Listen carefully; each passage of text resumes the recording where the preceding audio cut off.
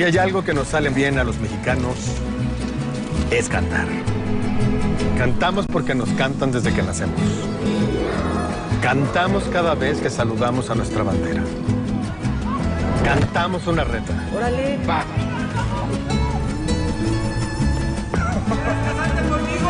Cantamos las cosas derecho. ¡Rocío de mi corazón! Cantamos a grito pelado.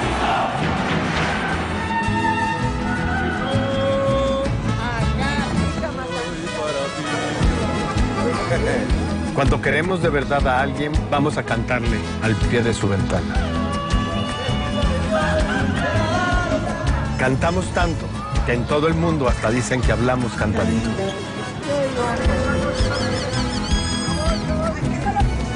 Cantamos para vivir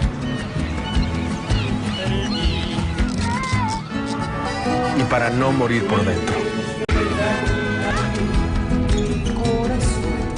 Cantamos donde sea.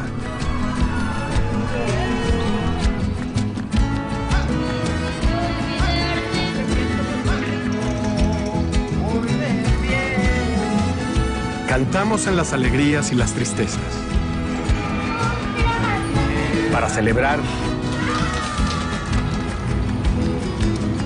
y para no llorar. Cantamos aunque no sepamos cantar. Cantamos hasta para despedir a alguien. Cantamos porque cantar es vivir. ¡Sí, señor! Y vivir es increíble.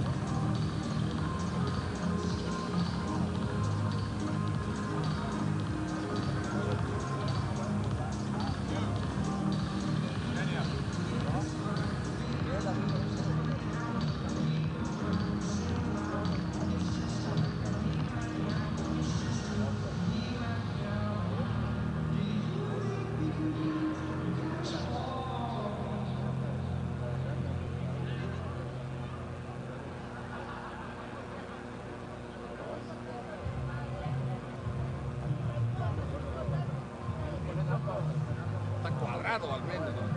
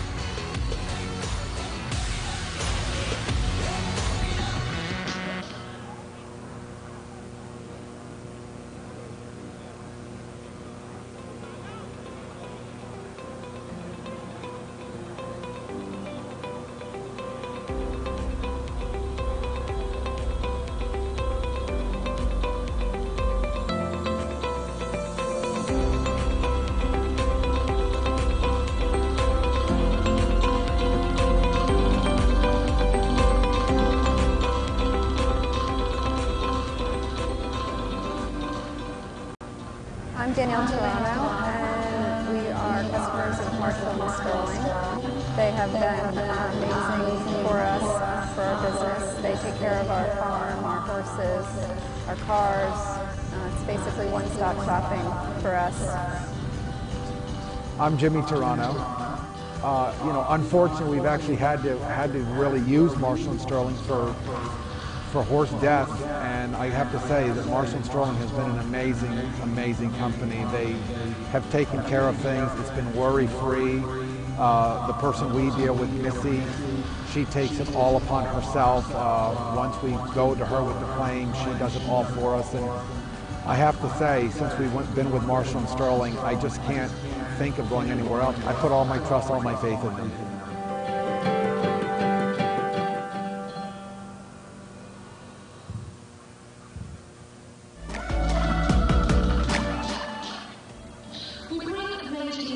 To a new venue this week for this sixth leg of the season.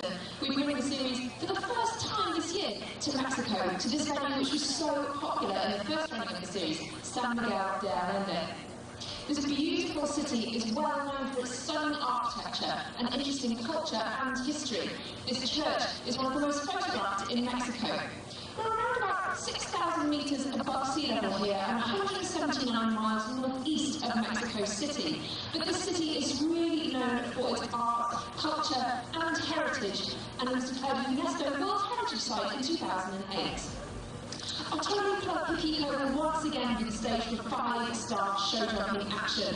Last year that took place in the middle of the day in the sunshine, but this year things will be run a little differently, with the team competition and the Grand Prix both being run under lights at night.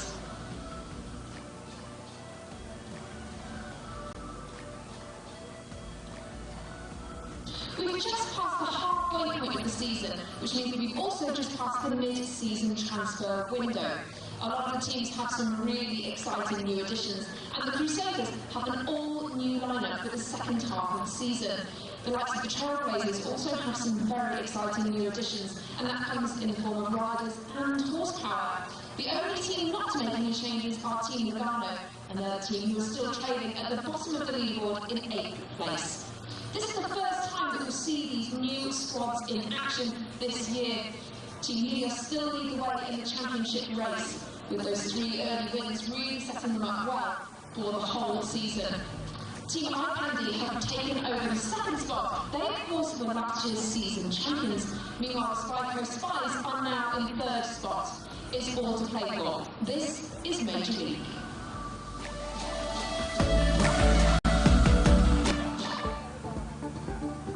When every second counts, the surface matters.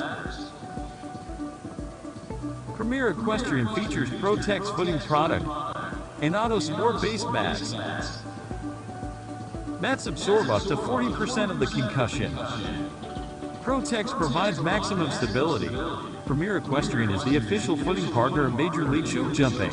Contact us about your arena at premierequestrian.com. The beauty, power, and elegance of warm blood horses is no accident. A history of carefully crafted breeding practices that walk the delicate line of art and science has created a horse that is as strong as it is graceful, so that it may successfully compete at the most elite level in equine sports. Breeders can access an American stallion station that provides both fresh chilled and frozen semen options with full transparency on semen quality. Set on 800 acres of Lexington, Kentucky bluegrass, Spy Coast Farm is revolutionizing the breeding practices of warm blood horses.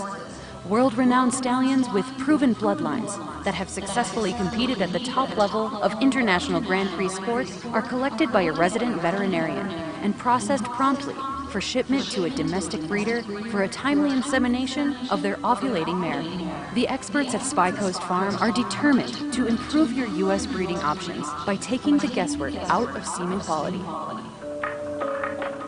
Coast Spies are currently sitting in 3rd place in the overall season championship, and they've had some amazing results so far this year already, with 3 second places. Lacey, it has been so close already this year. Do you think you can make it a win this week? Hopefully, that's the plan anyway.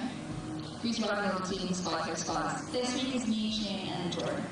And that's quite a good combination, isn't it? The 3 of you have done really well for the team so far. Yeah, we all know each other. It's a good team dynamic, so hopefully we can pull it off this week.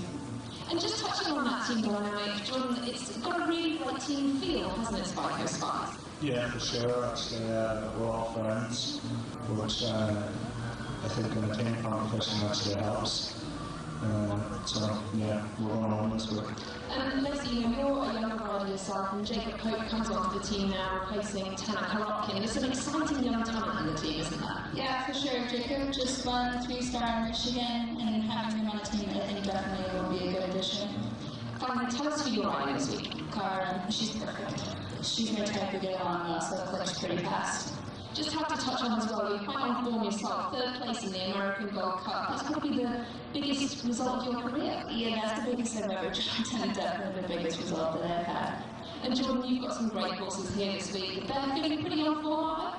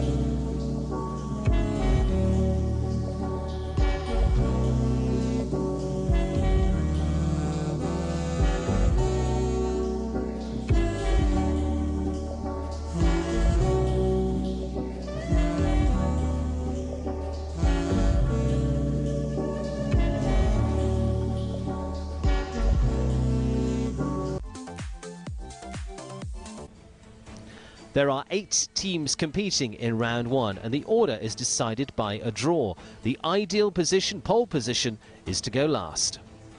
There are 3 riders per team in round 1. Every round of the 3 riders counts towards the team total, in this case faults and time, and a combined score of all 3 for the final team score. The rankings are decided by faults first and foremost.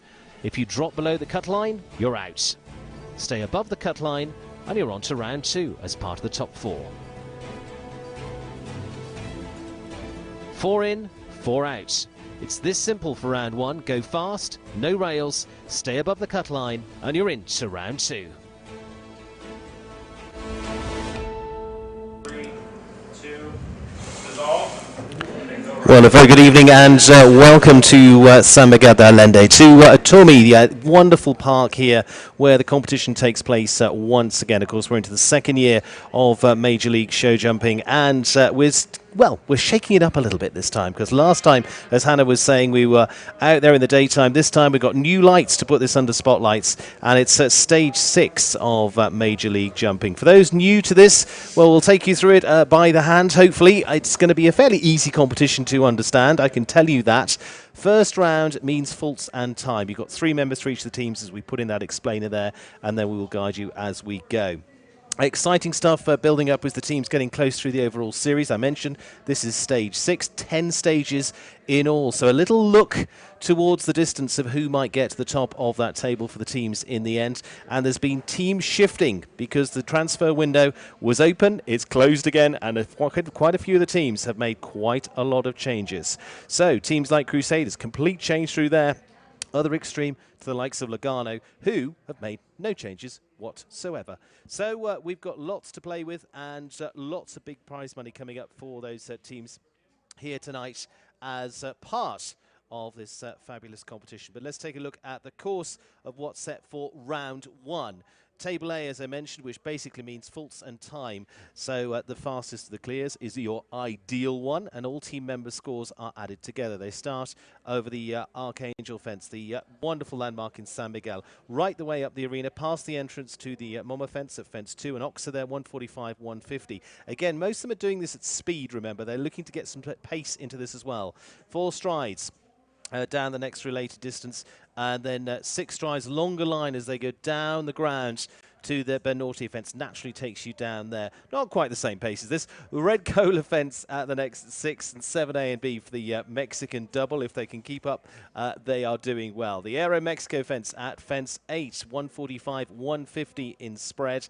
And then a loop round to what will be 3 white poles at fence 9. Alongside the extensive VIP side of the arena to the Atomi triple combination, 2 strides and 1. And then coming into what are the final stages of this section, the Grupo Formula fence at fence 11 over the water tray. 5 strides on a longer distance there to the Day of the Dead vertical. And then finally, it is a loop to the last, and the GNP Seguros fence, 150 spread on that to finish off. That's where they're coming to on your graphic at this point. So that will be the last on course. And again, for the teams that go later into the draw, it's key for them because they will know how the draw is playing out. So let's take a look at the teams that are going to feature here tonight. We're going to be kicking off with the Roadrunners team, and for them it is going to be a start-off point where it sees them 6th in the championship at the moment. Coast Spies, number 3 in the championship at this point. They've had a really good run, but not quite at the top yet because that's still held by Helios that go 4th tonight. Northern Lights in between that, very Canadian themed team.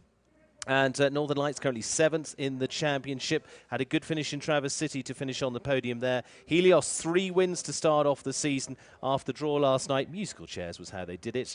And they will go midfield. 5th in the order will be the Trailblazers. Few changes into this team as well. Few big players coming in there with Patricio Pascal and Lily Keenan. And then down to Eye Candy and Legano as the team last to go.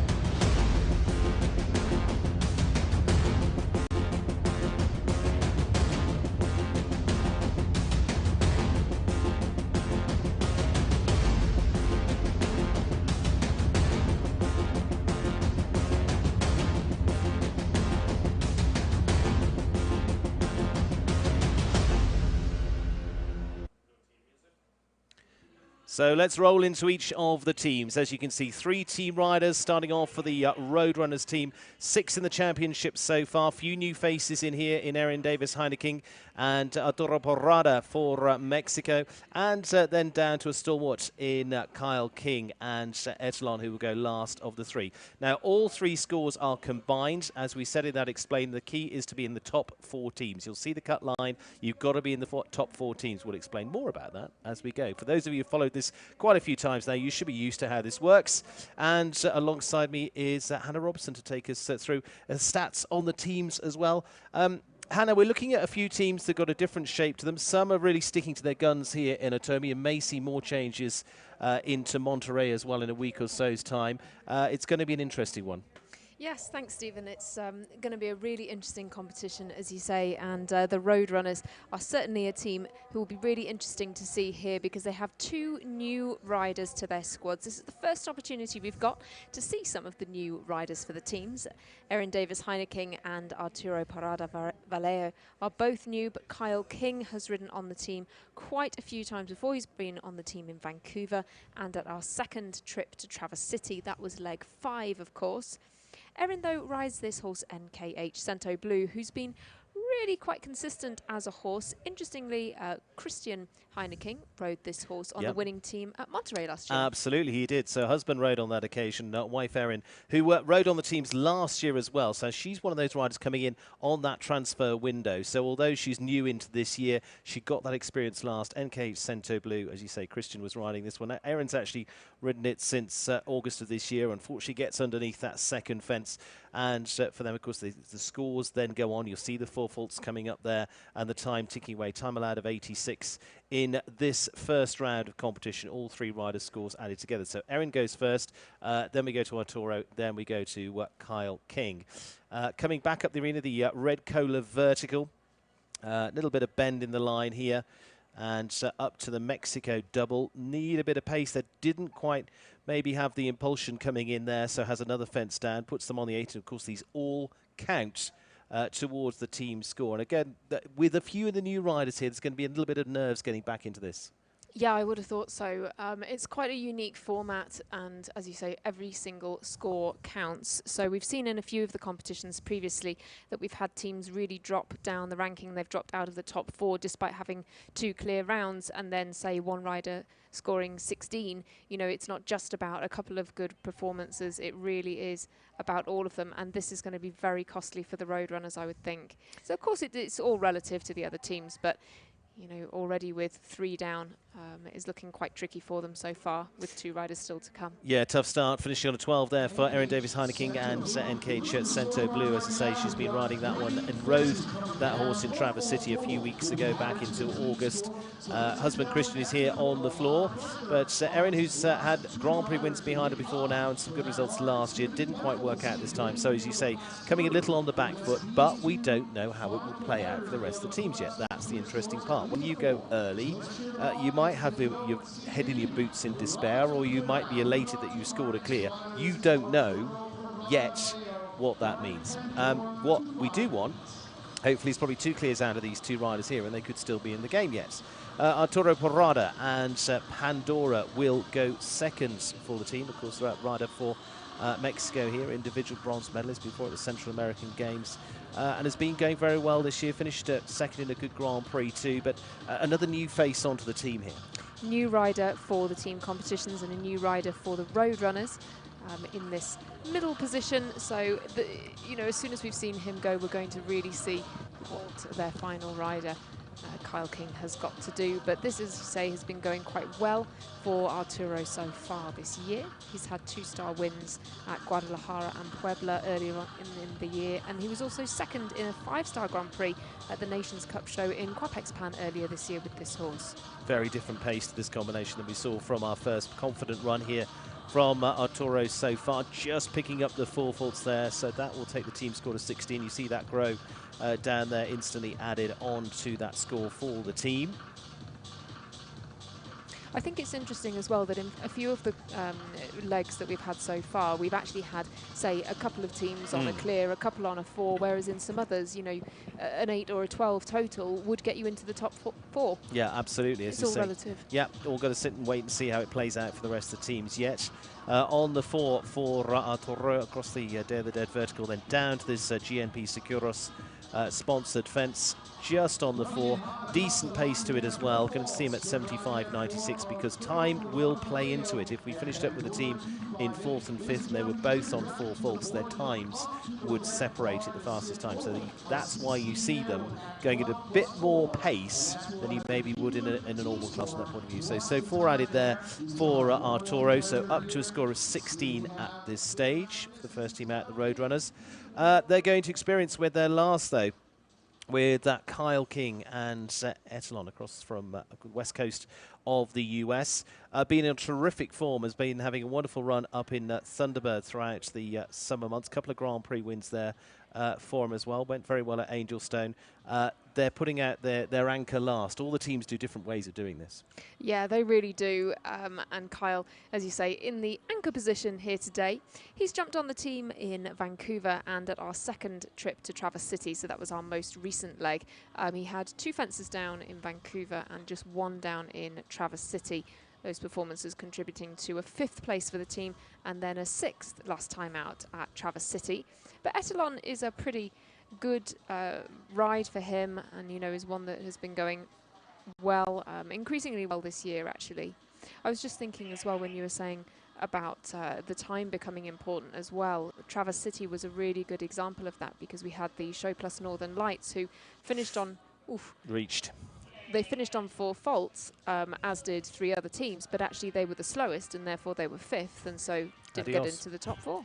Absolutely, so they'd get the points for 5th. Kyle King is going on the 4 so far. You can see these riders as well will keep going because there's prizes too down the individual riders and how their rounds go, but we won't get too much down into that. We will concentrate on how they work as a group. He's going to finish on the 4. So the 12 at the start was what really just didn't play things into their hands. They finished on a score of 20 as a team. You see a combined score there of 2:28.87. That's all 3 team riders times added up together. I can't add it up that quick. Thankfully, the computer does it. And there we go. Roadrunners, so they post a score up on your screen, 20 on 2:28.87. And that time, as I say, will be the separating factor if we get to that stage. 20, unlikely that we'll be separating at that point on 20, but you never know. Now on to the Spy Coast team, and Shane Sweetnam, Lacey Gilbertson and Jordan Coyle. Plenty of experience here because all of these riders have done their 2 seasons now, or season and a half, with the Major League jumping.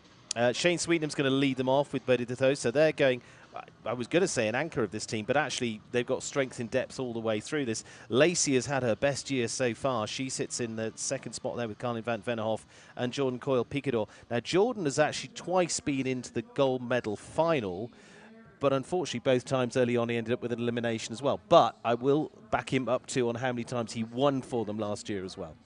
Yeah, Jordan has been a great competitor for the team, and you know, as we just saw in the feature with Lacey and Jordan from the Coast Spies, he's saying he's feeling a little bit of pressure. He doesn't want to have the same result in that gold medal jump off should they get there. But I do think this is a fantastic lineup for the Coast Spies. These 3 have all ridden on the team together so far this year, and actually this is pretty much the same team as they had in Vancouver when they were 2nd. The only change is that Shane Sweetnam goes from riding Alejandro back in Vancouver to now Bertie Ditho today. And we mentioned in there they finished 2nd. They've finished 2nd 3 times now, so they've just been knocking on the door. They got wins last year as well. They're sitting 3rd in the championship at the moment. There's a 10-point deficit between them and the top team Helios, so there's not a lot in it.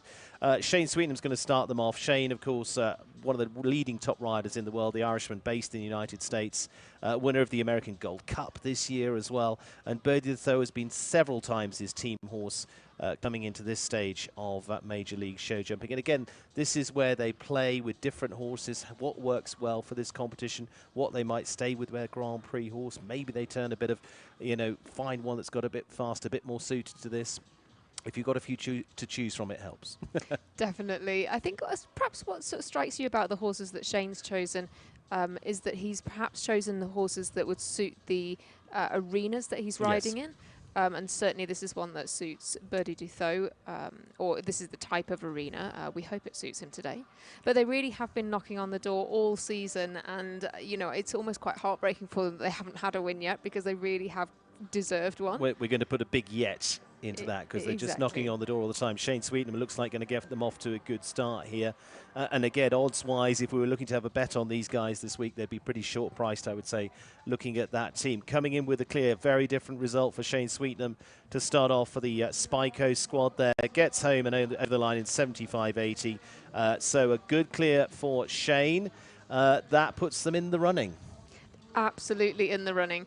We're saying that it's a very exciting lineup in terms of what these riders have been doing so far for the team, but actually really having Shane and Lacey, you know, you've only got to look at both of their performances in the American Gold Cup to say that those 2 are actually really on form as well. Lacey Gilbertson comes up now 2nd. Remind me where she finished in the American Gold Cup? 3rd. She did. She was in that jump off. Yeah, to Shane, who won. Yes. She had 3 down in the jump off, but it was certainly, you know, the biggest result of her career so far. And gave it a go, which is the thing. Tough draw. Yeah, very, very tough.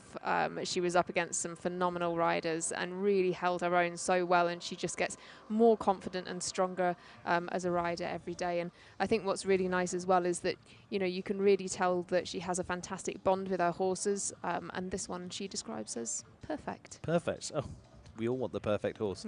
Yeah. Lacey Gilbertson then away, of course, she's ridden into those big rounds, of course, when they finished 2nd in Otomi as well, in Ottawa rather.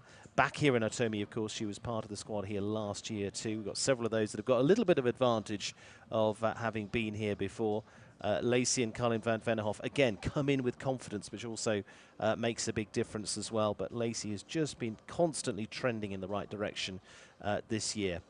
Very much so, and I think her team performances really speak to that as well, because she's jumped on the Coast Spies 4 times this year already. The only leg that she missed was the second trip to Traverse City, and I think there, you know, she was really focusing on the American Gold Cup. But across those performances, she's actually only dropped 1 pole for the team. That was at Traverse City in round 1 in our first trip there.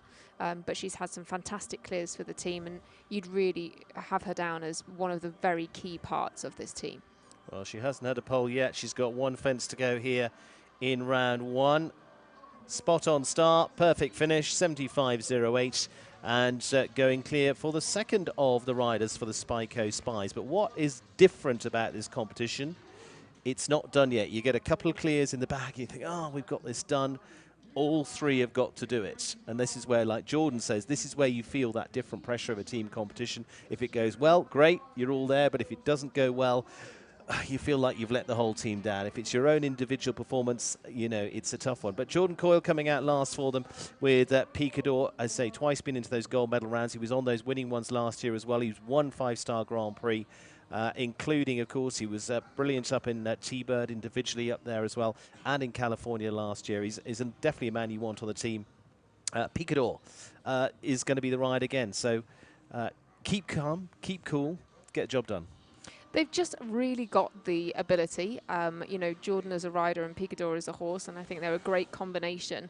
It's been a little bit unfortunate that they've just had a couple of uncharacteristic performances this year, but you can really see the talent that they've got as a combination. And actually, you know, before he had the mishaps in the gold medal jump-offs, actually he jumped great rounds. Yeah. Had to have done because they got there. Exactly. And he rides quite a range of different horses as well, which sort of goes to show you what a horseman he is, that he can ride such different types of horse and perform well in different types of arena. Of course, this kind of arena, I think, is perhaps what suits him as a rider a little bit more, because he won the 5-star Grand Prix, of course, at Vancouver on an arena that was... Big grass arena. Not dissimilar, yeah, big grass arena. I mean, it wasn't under the lights, but actually he was commenting as well that... Oh, what a shame. That's gone.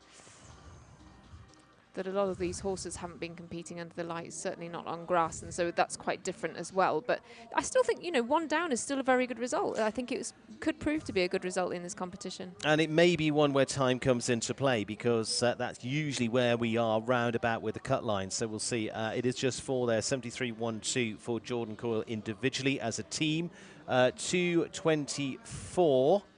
Absolutely on the dot. There you go. The maths works out that way this time. So they finish on the 4. The Roadrunners on the 20. You can see from the side of your screen there.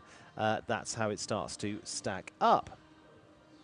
The times of their rounds were much more consistent for the 3 riders for Coast Spies. They're all generally on the sort of, you know, Shane and Lacey both just over 75 seconds, Jordan just over 73 seconds, whereas the Roadrunners had a much bigger discrepancy, going from 70 seconds for Kyle King up to 82 for Erin Davis-Heineking. Much bigger discrepancy in their riders.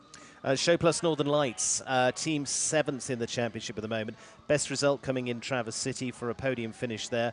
Juan Ortiz, Vanessa Mannix and Sean Jobin. Now again, they've stayed with that group so far this season. They have made a couple of season changes to the Northern Lights, but they don't come into effect here.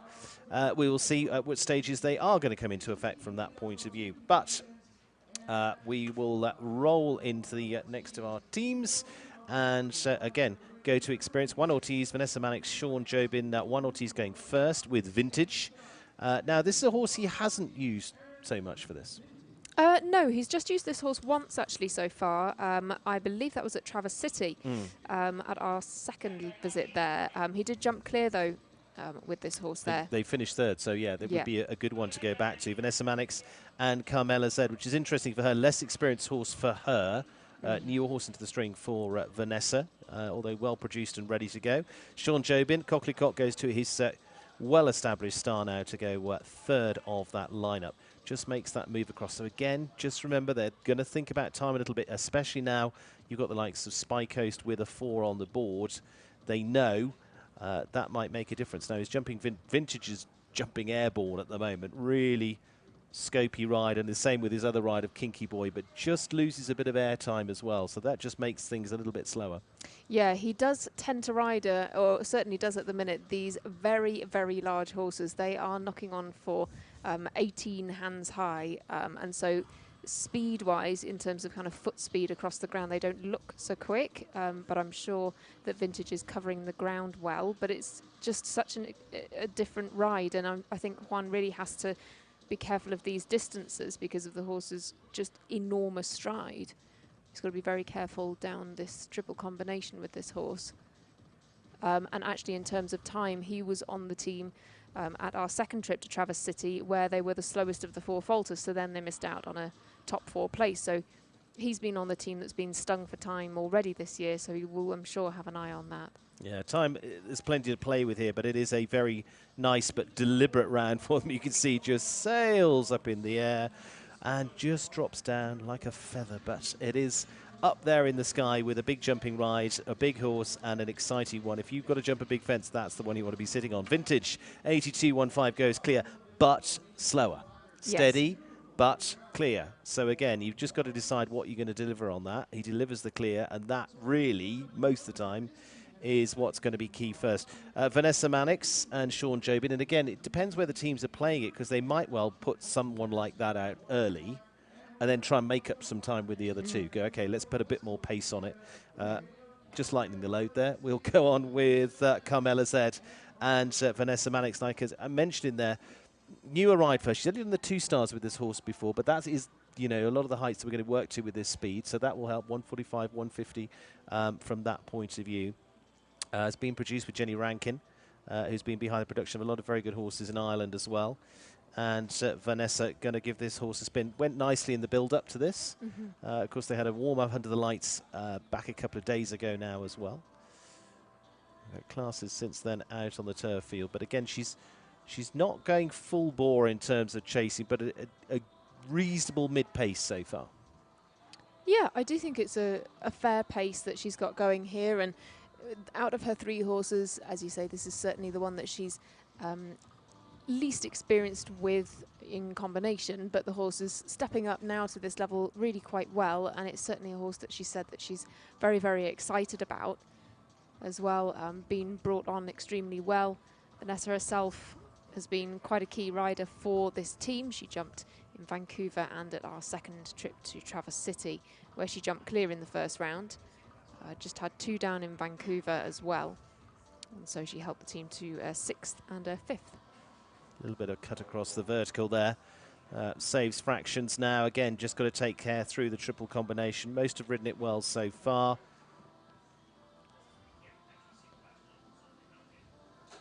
Still good at the moment. Again, just going to be a little steadier on the time, but really neat in front over the Grupo Formula Oxa. And I think she's going to be happy enough with this. Just needs to keep coming down here. There is plenty of time in this, but you don't want to be leaving it too close. Yeah, they're okay, 81.50. It is going to be clear for Vanessa Mannix. So both rounds there, what I'm going to call deliberate in their execution, plotted their way around. Not as fast as the others, but they're still sitting on a 0 score. And now they'll hand over to Sean Jobin. Actually, you know, the last part, does that become more of a pressure? Because your other 2 riders have gone clear and you go, okay, great, we're going well. Okay, I need to match up to this. That's what he's got to do now. Coquelicot is a good horse to be matching up to this as well, isn't it? Because they were, up on the podium in Traverse City as well. Yes, they were. Sean's has some brilliant results with this horse this year so far, and I'm sure sitting on this horse will give him all the confidence he needs. But yeah, with 2 clears already on the board, I'm sure he'll be really, really hoping to get a 3rd for them. This is his 5th appearance for the team. And he's never dropped more than 1 pole, but he's only jumped 2 clear rounds. So he had 1 down in Vancouver, a 4 and a clear at Traverse City the first time out, a clear round in Toronto, and then 1 down last time in Traverse City as well. So again, has shown that consistency there. And again, if he's sitting here as one that the worst score he's had is 4, that's where you want to be putting this person in last. This is where Sean goes into action here, going, okay, I'll be your steady Eddie, get your score done, and the rest of it, well, we'll see how we go. But he's going to be on the 4 there. So again, they go slightly on the back foot because you've got the 4 of the Spy Coast team. And what I'm pretty sure, I'm going to stick my neck out here, even when they finish, if they sit on the 4, it is going to be a lot slower than that of the Spy Coast Spies. It's so interesting, isn't it? Because this is, you know, so long as he keeps all the fences up, of course, this could be really, really similar to what happened to them in Traverse City. They are not a speedy team so far, unfortunately. Obviously, they've had 1 third place. That was at Traverse City the first time, but in more recent times, time has not been on their side. That's sometimes the tortoise beats the hare. That's the point. Slow and steady can win the race. Exactly. All those other little phrases that we can come out with. And it might do yet today. Finishing on the 4 there, 79.62 Coquelicots. And Sean Jobin for the Canadian. So we see there, like I said, they're about nearly 20 seconds slower as a collective for the Northern Lights team. But solid rounds, wait and see. But steadying off the time may put them at disadvantage. But again, you speed it up. You put a horse like the first one out, trying to get it out of its pace, and you suddenly start having fences because that's the way the horse goes. It goes really nicely, but that's the way the horse goes. And if you want to go and jump big fences with it, I would go with that one. Ashley Bond and Donatello will be coming in for Helios. Team Helios look strong, and they're staying with a formula they picked early in the year because they're number 1 in the championship race at the moment on 37 points. They won the first 3 stages. Of course, at T-Bird, as we mentioned, up in Vancouver, Traverse City, and at Angelstone, the Toronto stage. And actually, they're going back to the team they had at T-Bird to send it out again. Because what was really interesting, they did the first 3 stages and won with different teams. They shook it about. They've got a squad of 6 and really shook it about. Yeah, completely different lineups for legs 1, 2 and 3 where they won each time, and I think that was just so hugely impressive and really showed the depth of their squad. But this is the same rider lineup that they had in Vancouver. The only slight change is that Bliss Hears goes from riding a Goodbye to Antidote de Mars. That's the only change. And that's not a bad thing. No, definitely Antidote not. de Mars was 3rd in the Grand Prix here last year, has been a horse that's been shortlisted for major championships. So that is definitely not a step down for her as well, although Goodbye has been going very nicely here this week. To start us off is Ashley Bond and Donatello. As I say, all 3 of these on the winning team up in Canada. She was individually 11th at the Olympic Games on this horse as well, and actually won the Grand Prix here last year. So again, they're looking to come out strong, and this horse should cope with this well. And naturally, these 2 are completely opposite to One Ortiz. They go fast at whatever they're doing. Yeah. Ashley's such a fast rider, and Donatello's really got the speed as well. And to have that win here with this horse last year as well, you know, I was going to say if it was a racehorse, you'd say course and distance winner, wouldn't you? So they've absolutely got plenty of experience in this environment. Also, I think what's interesting is that this team is quite packed all the way down their lineup with riders who've ridden on several championships as well. So they're very, very strong as a team. And despite one tricky performance this year, they're still right up at the top of things. You know, 3 firsts, a 7th and a 4th so far. Yeah. They're a very confident team as well. You know, they really want to win, they've said in the past, and they really believe that they can. And Eye Candy is certainly knocking on the door a little bit at the moment, but Team Helios have been very strong early on. Yeah, going to come home for Ashley Bond and Donatello, and that was saying a natural rhythm. This horse always going a quick rhythm, and as you say, they've been used to big rides. This horse has won, you know, Grand Prix here last year. Also went through to the Olympic Games. Goes around nicely. Goes clear at 76.20. Not blazing pace, but not slow by any stretch of the imagination. So again, they're going to have their eye on the Spy Coast team as they send out their seconds. There's Eugenio Garza, but actually he's planned to go 3rd, as far as I understand. Bliss here should be going 2nd with Antidote de Mars, and they're going to have those eye on staying ahead of those 4 falters. Get the 3 clears done, get the job done, and Bliss Hears will go with the horse that she went on to be 3rd in the Grand Prix here last year. There we go, comes into view. Super horse, and a really, really nice horse indeed. I mean, it's the horse that a lot have talked about over the last few years. It is one of the serious machines in the world of show jumping. Now, let's see. As you say, she was with Goodbye earlier on the season. She then went over to Europe, competed there. She was third in the Grand Prix in Valkenswaard in the Netherlands, third in a major Grand Prix in Wellington in Florida early this year. None of that is giveaway stuff. These two, again, like I said with Donatello, should have this within their remit without too much trouble. Yeah, they should, and they're very, very well matched. They know each other very well from all of those top-level competitions that you were just mentioning that they've performed so well in. And Bliss, they're actually, you know, the horse style-wise is not too dissimilar to Donatello in a way, I think. You know, they've got that natural pace, which could be really important all the way around this course. But she's only ridden on the team once so far this year, but I understand she'll be perhaps making more of an appearance in the second half of the season. Absolutely. Well, she did very well, as I say, last year here in Mexico. She's been over in Europe, hence not been part of the teams in the early part of the year so much. But that's where they shift and move the team squads and how they work.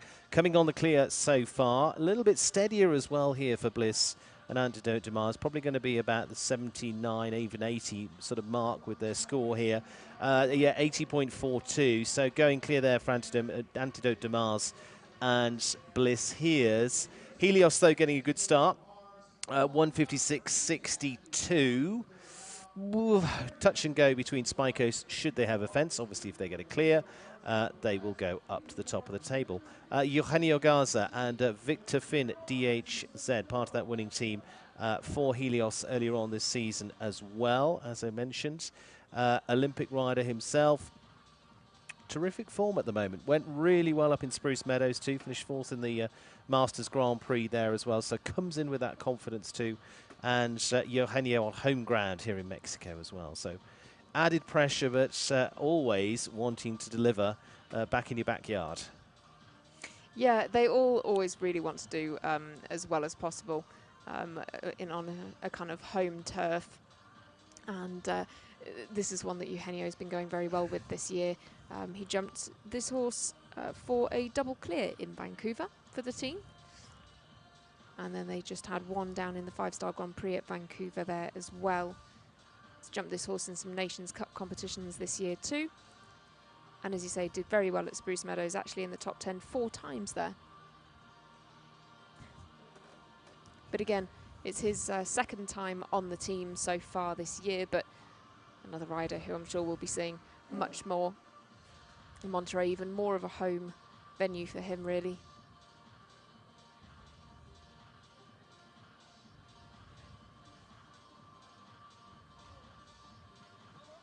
Neatly through at this stage. Some good economical turns here as well. Yeah, very good turn up at the top of the arena, actually, wasn't it? Not wasting any time there at all. Team Helios have actually gone through from round 1 as the only clear in the past, so there we go. could do it again. Delivers the goods. It is clear for Eugenio Garza and Victor Finn. DHZ man is absolutely on form. Terrific stuff. Look at that. Delighted with that. Hotter than a chili right now. He is absolutely at the top of his game. Well done. So Eugenio Garza delivers the clear for Team Helios, the third one that they needed. So they will be on the 0 score. Likelihood is they will go through. Not guaranteed yet. Still got 4 teams to come. So they could all go clear yet. Could still be playing down the game. Because actually, interestingly, Spy Coast team, they're, what, 224 on the 4 faults. But Helios played it a little bit more conservatively. 231.83 is the final group time for them. But deal done. 0. I think they're banking on the clears. They know that they can jump the clears. And actually, both Spy Coast Spies and the Roadrunners have faster cumulative times. So potentially that could tell us that the door might be open for a faster 3 clears, but I think it's quite a big ask. Absolutely. Well, we will see. It's all possible. Trailblazers. Now, they're going to be a really interesting team because 2 new riders onto the squad after that team window opened up. And into 5th in the championship so far. Now, they've finished on the podium twice this year as well, but as I say, very different look to the team. but got good strength in here with the Mexican rider, Patricio Pascal, to start them off. Manuel Gonzalez Dufresne, who was part of the Mexican team that won the Challenge Cup at Barcelona a few weeks ago at the Nations Cup final there in their division, going very strongly. And Lily Keenan comes onto the squad as well. She's been the US rider competing over in Europe, now headed over here to Mexico for the second half of the season for Major League Jumping with Karu Minka. And of course, Lily was part of the World Championship team for the US in Herning this year as well in Denmark. Patricio starts us off, and actually he had a brilliant run here last year. He was substituted in onto the Crusaders and rode the winning round for win to the team for Atomi. Now, actually, this time around, he's on the squad for the Trailblazers. Whether that's defecting or what, I'm not sure, or whether it's just a damn good buy, we will see. Patricio Pascal then, and is going to be riding Quintana, in fact, for him. Again, home pressure, but I mean, he has got a terrific record as a championship rider for Mexico. This is what they want to start them off. Yeah, they really, really do. Patricio as one of the 3 new riders that we're seeing on the team this week out, but they do have a couple of familiar faces still on the squad, but choosing to field all new riders. I do think it's quite interesting, actually, when you look at their results. They've had, as you say, 2 podium finishes, but then also 2 7ths and a 6th. So they're perhaps hoping that a little bit of new talent might inject a little bit more to them, might give them another podium finish, because actually the scores and the number of points in the overall season standings around the middle of the table are really very close. So, you know, for example, the Trailblazers are on 21 points, the Crusaders are on 26, and just behind them the Roadrunners are on 20, so there's only 1 point between the 5th and 6th spots. But this is a horse that Patricio's had since March of this year. Yeah, looking good so far. Just had a little bit of a deep breath. I was going to say earlier in the course, and unfortunately just a little hesitant there coming into the triple combination. So suddenly you're sitting on the 8 faults there for Patricio. Now he's just got to shake things up a little bit, because there's just a little bit of a look going on there. And down to the final fence, get in the rhythm, get rolling down here. He's got a bit of space here to get to this okay. But it is going to mean 2 down. Those both coming in the Atomi triple combination. 8 there for Patricio Pascal and Quintana. 78.51 from him. So again, you can see how you can cruise along going well, and then just, especially with a line of fences like that, bum, done. Makes such a huge difference. It was just a little mistake at the A element of the triple combination, but then as soon as you have that one mistake, you know, the B is very, very difficult to keep up. Also, scoring wise for the team, they're already in 4th out of the teams that we have had so far, and we've still got 3 to go. So that looks like it's potentially making things a bit difficult, considering they still have 2 riders to come. It's a good example of, you know, if your first rider has a couple of fences down or more, it makes things quite difficult for rider 2 and 3. Rider 2 is Manuel Gonzalez Dufresne and Martialis, and he was a mentioned part of the team that won the Challenge Cup in Barcelona at the Nations Cup final a few weeks ago.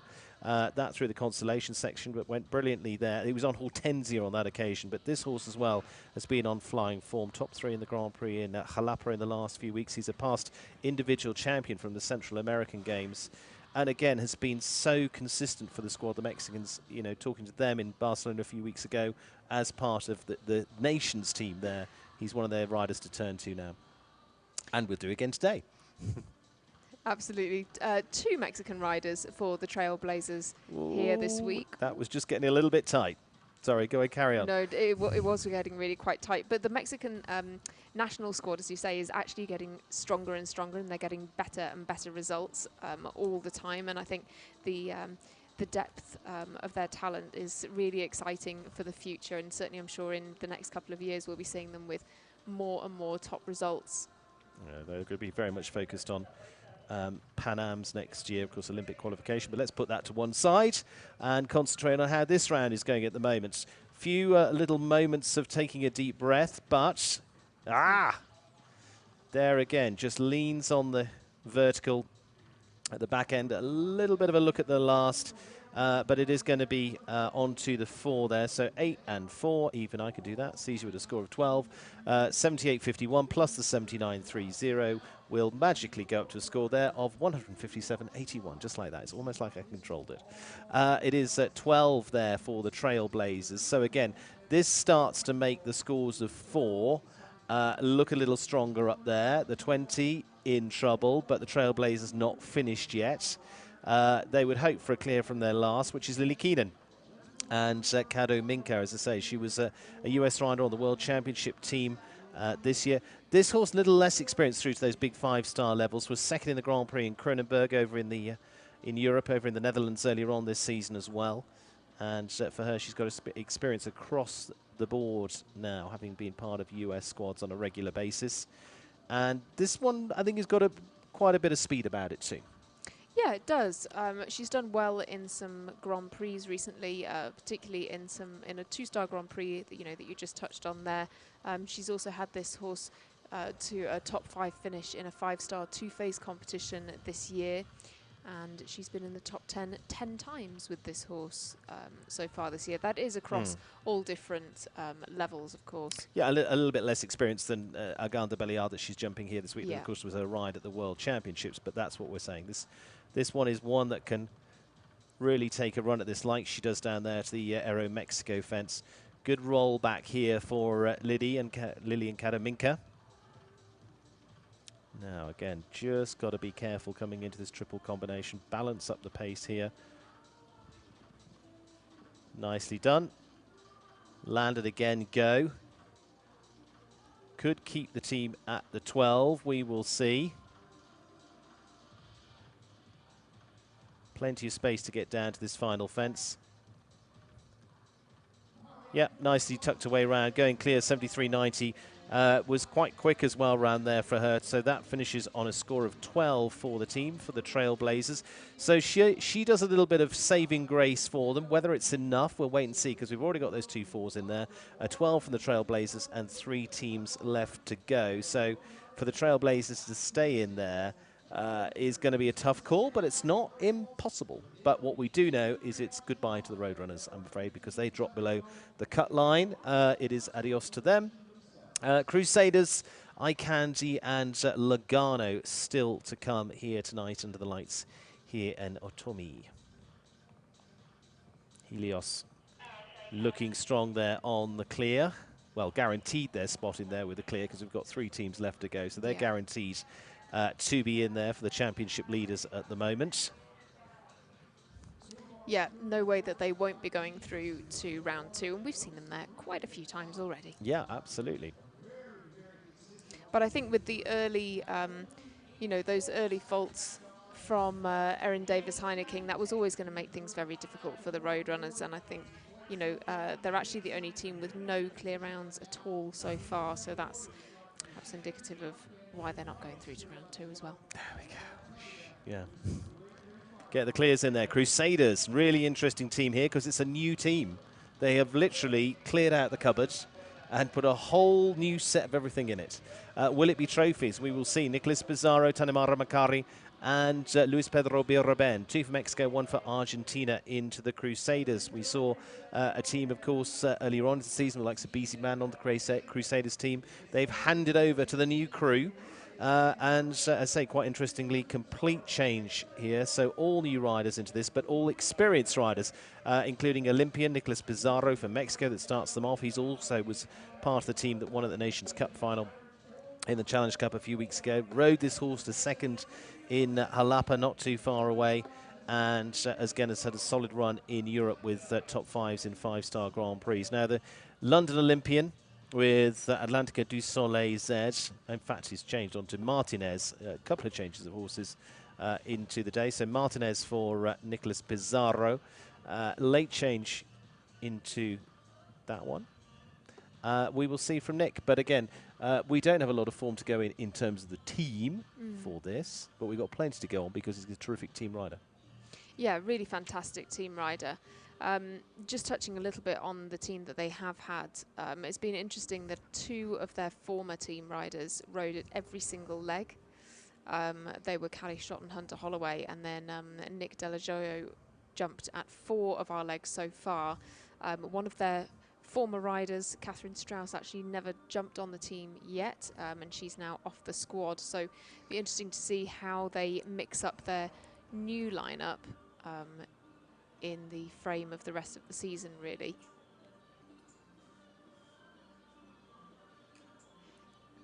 Nick clear so far. Again, gives a chance to get a little bit of a tighter line into this triple combination. They've actually been quite consistent as a team as well. They've had 4 top 4 finishers. We've been outside the top 4 once. But it, as you say, it really is quite an unknown quantity as a combination of riders. So, well, who knows? Nick always is a fighter. Just gets them off the front bar there, and a good start for the Crusaders as they get a clear in the bag with Nicolas Pizarro and Martinez to start them off. Good stuff. And there we see Tanamara Makari, the 23-year-old, based these days in Florida with Ibchika. Young riders, under 25s, she's competed in so far.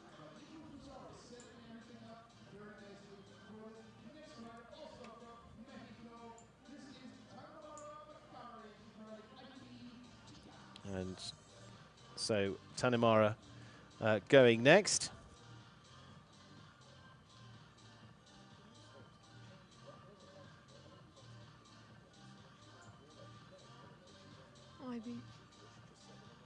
So Tanamara, you know, again, another new rider for the team. One of those 6 new riders for the Crusaders.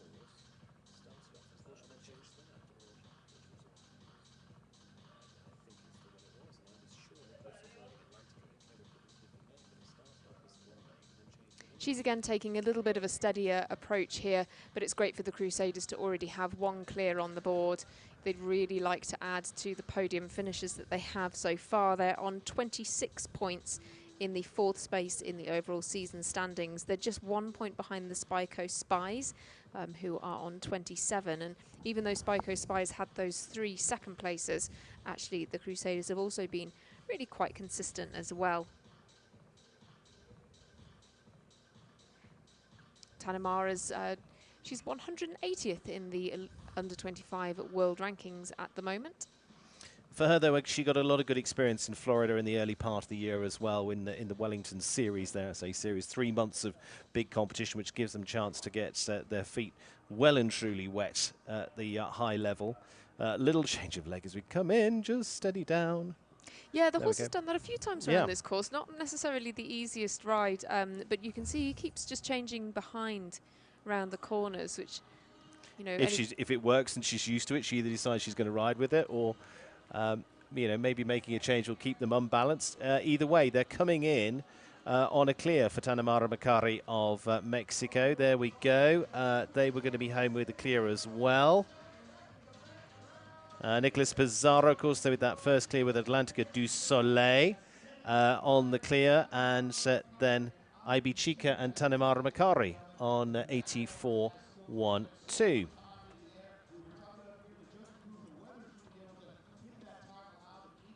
So final rider for the Crusaders, Luis Pedro Biraben, and the rider for Argentina with Chaco Bumpy, World Championship rider in 2018 in Tryon.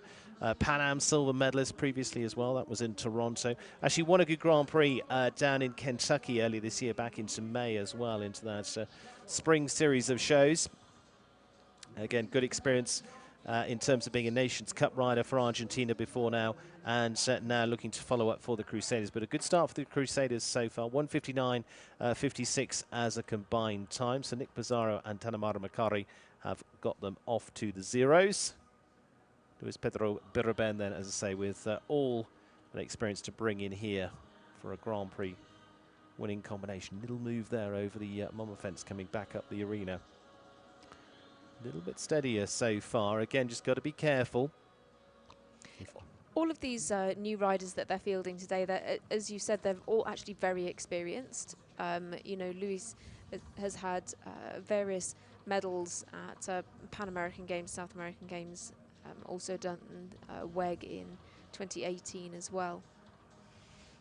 but I was just looking at the times because they are still on a 0 score. They are, but I know you've done the maths, and they're going to have to have a really fast time Yeah. here to be ahead of Helios. But again, I think the concentration on here is get the 0 score in the bag. Gets a nice move across the vertical there, just holding steady for the triple combination.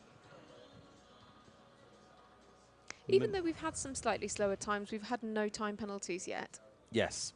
I mean, the time allowed is generous, put it that Yeah. way.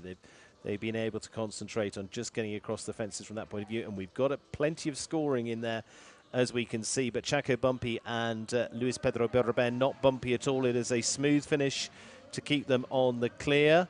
And what about time? 78.62, so it isn't going to be faster than Helios. There they go, 2:38.18. But it means the Trailblazers drop below the cut line, as do the Roadrunners. Northern Lights in danger now. In fact, both of those 4 falters still in danger, with Eye Candy still to come and Legano. So the 2 that are safe are Crusaders and Helios. 2 that are not are sitting there, Spy Coast and Show Plus Northern Lights. 2 that can go and grab a taco, enjoy your dinner, relax. Trailblazers and Roadrunners so far. So Eye Candy still to come and Legano. Eye Candy second in the championship so far, so their key round could play a big part here. And again, they come out solidly. And interestingly, it's an all-Irish squad with Connor Swell, Richard Maloney and Paul O'Shea. And then Team Legano with Carly Fairty, Natalie Dean and Erin Ballard, mixing it up between the Canadians and the Americans for that final squad ride as well. So just making their way up the ramp, up into the arena, will be the team for the Eye Candy. As I say, we've got world number 5, Connor Swale, Gamble, Richie Maloney, Roxy Music, and Paul O'Shea, Squirt Gun. Now, Richie is the new signing to the team, isn't he? Yes, he is the new signing. He did actually ride for the team in Toronto, though, but he was the substitute there. He had 1 down in the first round and then jumped a good clear to not add any seconds to his time in the jump-off round. But the rest of them are very much consistent riders for the team, not only this year but last year as well. Eye Candy have had such a strong squad, and of course were the season champions last year, and they've really been another team that have been knocking on the door all season so far, with a 4th, a 5th, a 3rd, and then finally got the win last time out. Okay, yes they did. That was at the American Gold Cup in Traverse City. So that's put together for them, and of course the winning rider there was Amy Miller. And for them, of course, they were the championship winners last year into 2021 as well. And Connor Swale's going to start them off with Gamble. Now, Connor also with good form here, actually won a very good class here last year as well. Finished 4th in the Grand Prix. And, you know, never counted against from that point of view. Definitely not. Connor, as we were saying a little bit earlier in the week, he's had some fantastic rides at the moment, and he's really managed his string of horses extremely well, and that's what's allowed him to have such good results in so many different competitions, and has got him into the top 5 in those Longines World rankings. Gamble has been a great horse for him. He's also been jumping very well for the team this year so far. He just had 1 down in the first round, and then was quite a steady result in the second round in Vancouver. Traverse City, the first time out, he just had the 1 fence down. That was when the team were 5th. And then for the win at Traverse City in our 5th leg, the last leg, he had a double clear, which helped the team to the win. Always helpful. Always helpful. Always helpful, Mr. Swale. It was really consistent, actually, from them in leg 5. They were certainly the standout team there. Amy Miller was the rider who rode the winning round, and after the competition she really said that she and the team had felt that they could do well. They felt that they deserved a win, and that winning combination certainly coming through. I think it's interesting as well that last year so many of the podium finishers that Eye Candy had. Whoop. Yes, had to do a bit of work there, and he could see what was going to happen. Got on a long rein down there and was lucky, just did a bit of magic to just get the first one. 1 down, in fact, at the middle part. Coming home on the 4 then for Connor Swale. And puts him on a score of 4 at 76.05. A little bit of a heart stopper there, but if anyone can manufacture something out of something that's not going well, is Swale. Yes, using all of his experience there. I think, you know, a less experienced rider might have had 2 down, but Connor just keeping it to the 4. They know now. However. Yes, however. However. Love it, however. Let's have a look at this, because 4 faults there, 76.05. 4 faults for the Show Plus team, keeping them in 4th place at the moment. Eye Candy are now in that category. They cannot have another fence if they're going to be through to the top few here. And we will start to do some maths in a minute and see how this is going to play out. But let's get Richie Maloney round with Roxy Music. From that point of view. New ride onto the team, but definitely not a new ride at the top flight. He's won 5-star Grand Prix before. He won the American Gold Cup before now. He's been on to Teams for Ireland in the past as well. Really solid rider for them. So, again, Daniel Coyle comes off. Daniel Coyle has defected. He's gone over to a different team. Yes, he has. He's gone over there. But that's what teams are all about. Same as it is in football, baseball, whatever it is. You get a good rider and the other teams want to try and grab him, and off he goes. But they play the game as well, the Eye Candy team, because they put in solid rider Richie Maloney, and off we go. Yeah, I think Eye Candy as a team have been very well managed. Quite a few of the horses that we've seen, you know, like Jacqueline Steffens Freaky and Squirt Gun as well, they're owned by Eye Candy jumpers, of course, spearheaded by Erica Hatfield. But Richie now makes his first appearance as a full team member. But he's already jumped on the team once already this year, but he knows that, as you say, a fence down is going to cost them a place in the top 4, and they're another team who are super competitive. They want to have one of those top placings. And they're going to have quite some pace as well now, because Coast Spies actually have our fastest cumulative time so far with 224 seconds. So now we're going to need 2 quite quick clears. Calculators at the ready.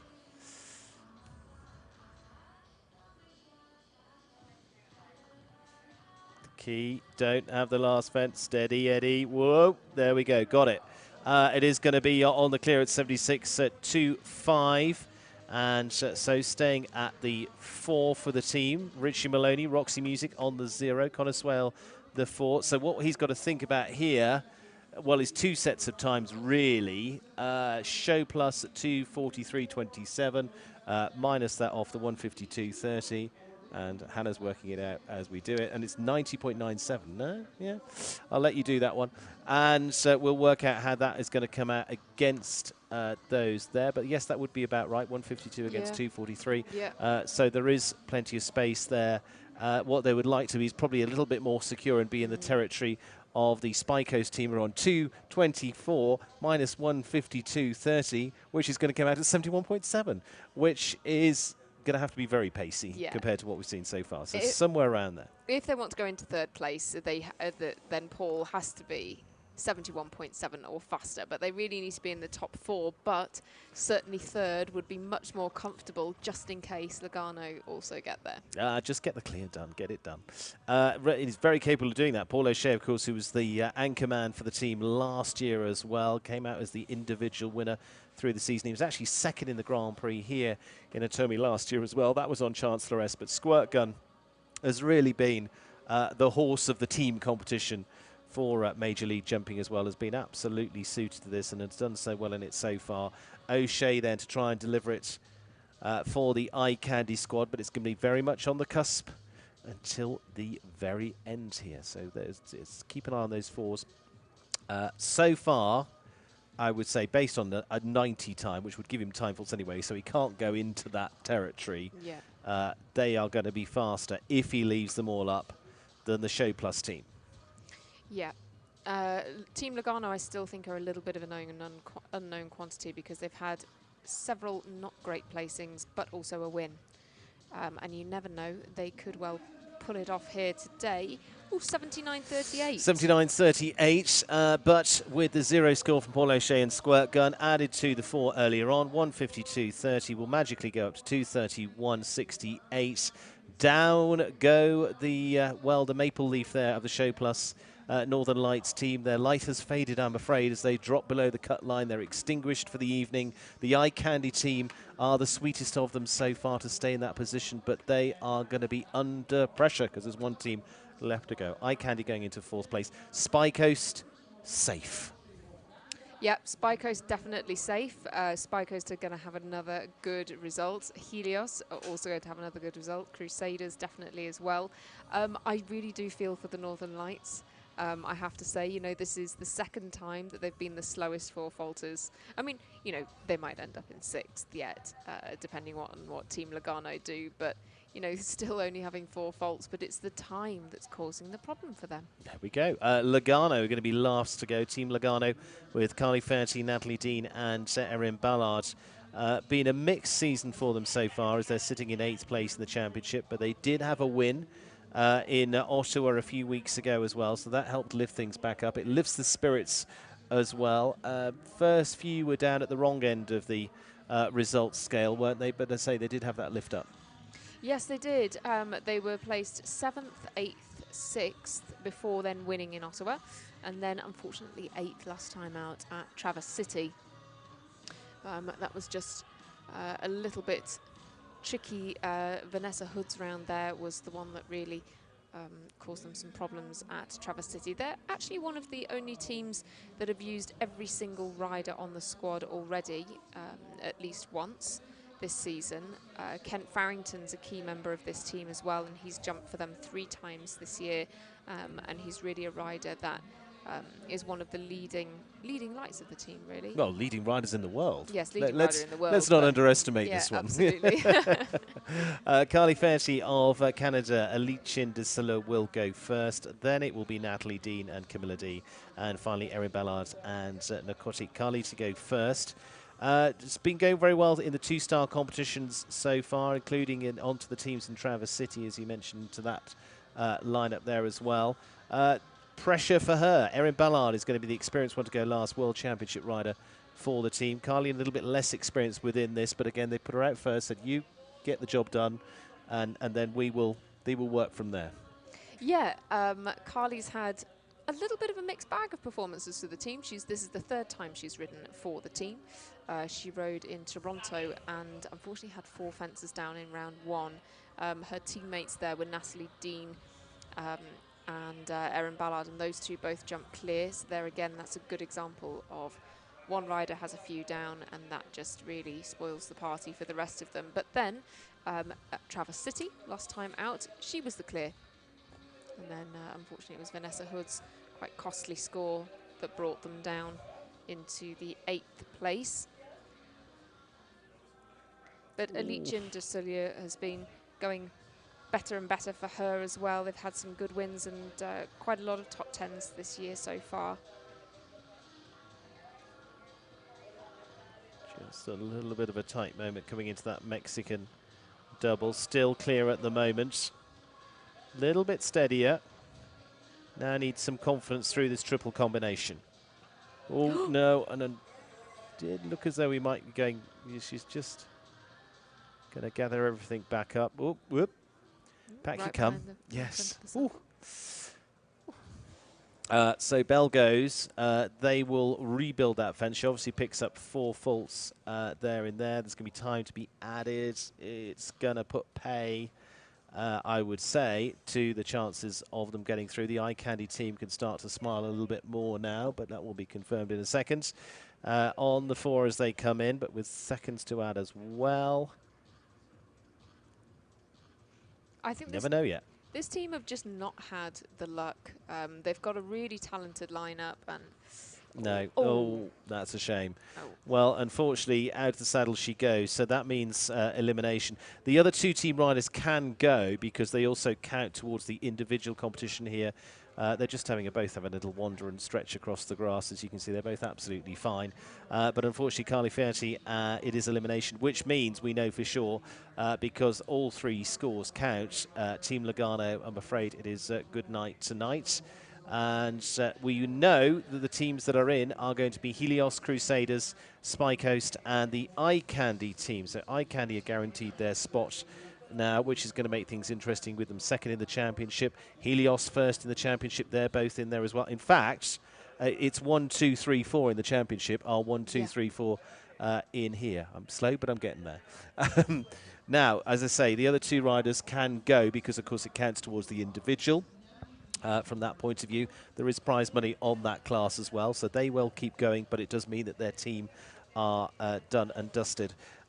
We did see some individual riders earlier today as well. That is all counted in there. We won't get too worried about that one, but there's plenty of prize money for someone that does well. So these two riders can have a run at the individual competition as well, and also gives a chance for them to get under the lights here.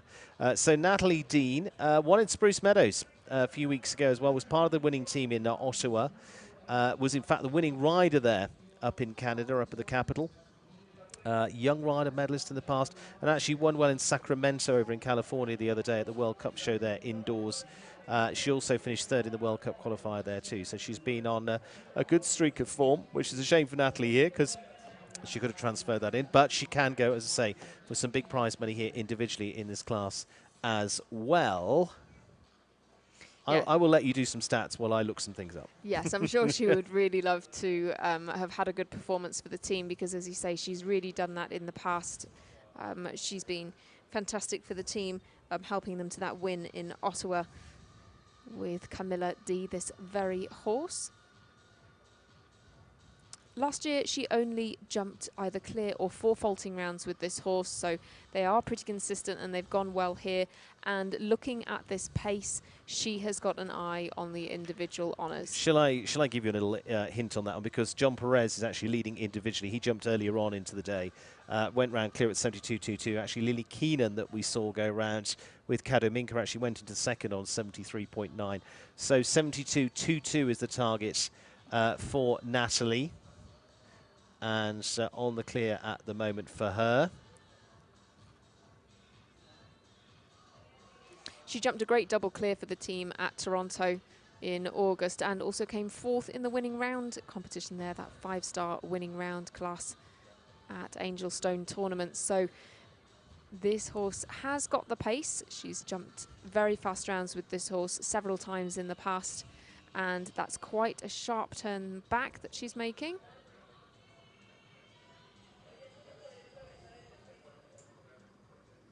Well, she's going to be on the 4, so she's not going to get to the top of that individual list, I'm afraid. So finishing on the 4 there for Natalie Dean and Camilla D. There we go, confirmed time 73.73, so it wasn't far away. In fact, would have gone second individually had she left that up. But we can fill it with what ifs all day from that point of view. Erin Ballard, Narcotique, can take a spin at that individual time as well. 72.22 is available to her, as I say, as a team. Legano, unfortunately, not to shine tonight, but with that first elimination from Carly Fairty. But now we can take a run with Erin Ballard. Fill us in on Erin Ballard for those that are not aware of this World Championship rider. Yes, she is indeed a World Championship rider from Herning this summer. She rode Gakir there, and she's had so many good results all the way up to the 5-star Grand Prix very recently in this year as well. Narcotique has been a great horse for her so far, one that she's been riding since July of this year, and it's just a 9-year-old. She's jumped this horse in the Nations Cup competition at Spruce Meadows, and then at Angel Stone Tournaments in Toronto, she jumped a really good double clear for 3rd place in the 5-star Grand Prix there. So the other thing to remember, this pair are really very consistent at jumping the clear rounds together, despite their relatively new partnership, just been together since the summer.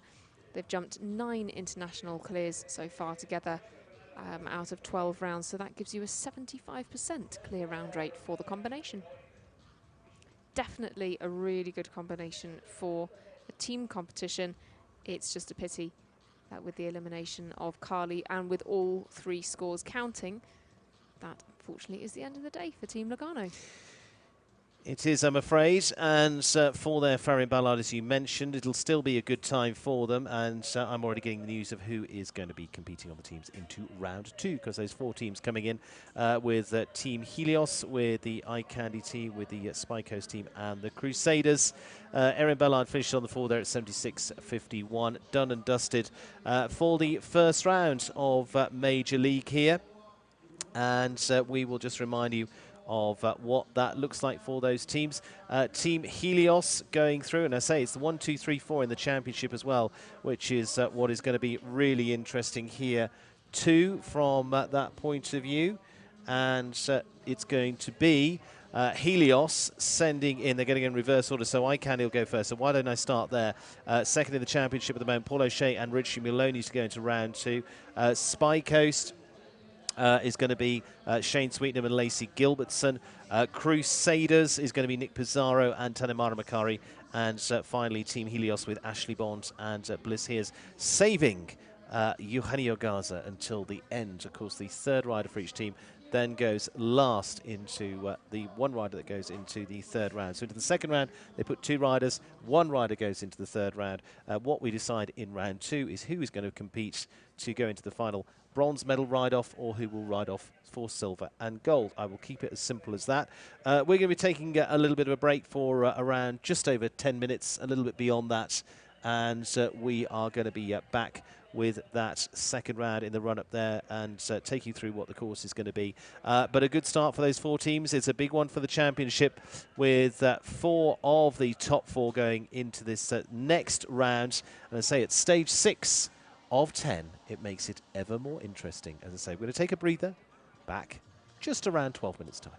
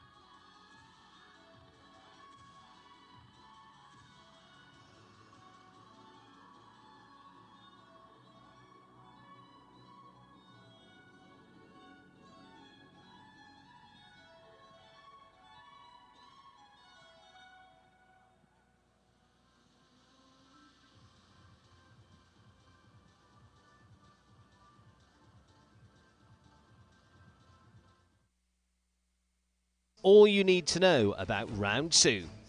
4 teams advance to round 2, 2 riders per team, and they start on a 0 score. No scores are carried over. In this round, it's only time that counts. 3 seconds are added to the time for each rail dropped. The 2 slowest teams advance to the bronze medal round. The 2 fastest teams, though, advance to the gold medal round. Round 3.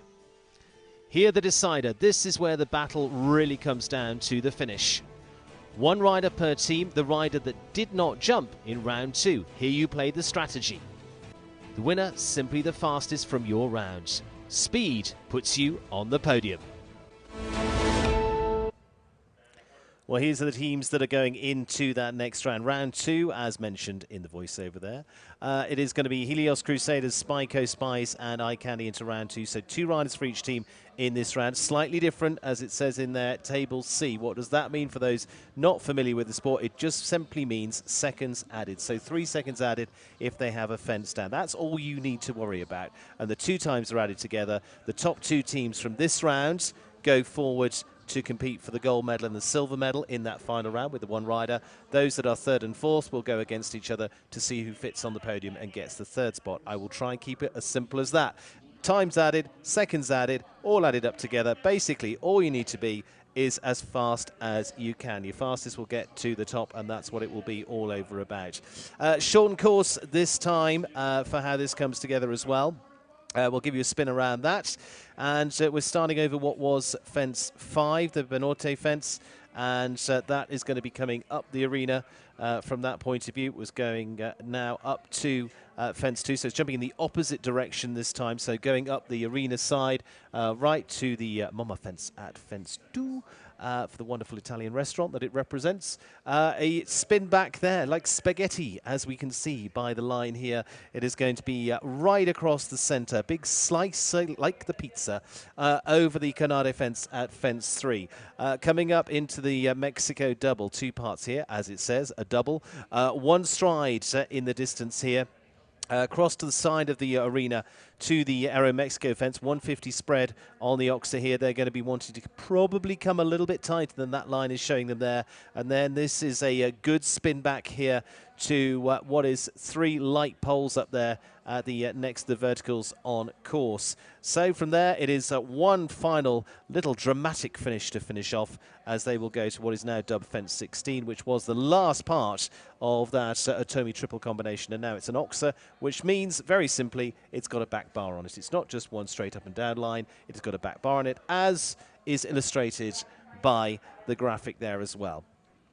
We're going to have a time allowed of 58 seconds. I don't think that's going to be coming into play. I hope not, because this is all about speed. So they go in reverse order of that scoring from round 1. So we'll be kicking off with the Eye Candy team. And as I say, 2 riders for the team. Eye Candy squad here joining us in this beautiful spot. As we say, we're just a few steps away from the wonderful town of San Miguel de Allende. Beautiful site that is a UNESCO World Heritage Site. Art and painting and colours and artistry and poetry is inspired in this area, and we are bringing sport to it as well. Our own special story here tonight as we create in the chapter on stage 6 here on the 2nd year of Major League Show Jumping. So who's going to be competing for Eye Candy? I can tell you it is going to be Richie Maloney and Paul O'Shea. Richie to go first, Paul O'Shea to go second is the plan as I understand it, and keeping Connor Swale back for the 3rd round, holding back the world number 5, but no holding back. Hannah, what do we think? I think that Team Eye Candy are going to be extremely competitive here. They've already had 1 win at our most recent leg. Now they're up to 2nd in the overall season standings. That was their 2nd podium finish, but they've never been lower than 5th this year so far. And last year, it was their consistency that got them the overall season championship, and they're certainly climbing the ranks again. Okay, so as I say, we're bringing in as well what's worked out the top 4 in the championship at the moment, and Eye Candy sitting 2nd in the championship at this point. So this is a chance for them to get up and maybe compete against Helios as a 1-2 in the final stage. We will see. This is about getting yourself into the top 2. We've got another cut line for you, nice and neon, can't miss it. There you go. 2 teams above that will compete for gold and silver. 2 below will go for bronze and after dinner drinks. It's as simple as that. You're either on the podium or you're not.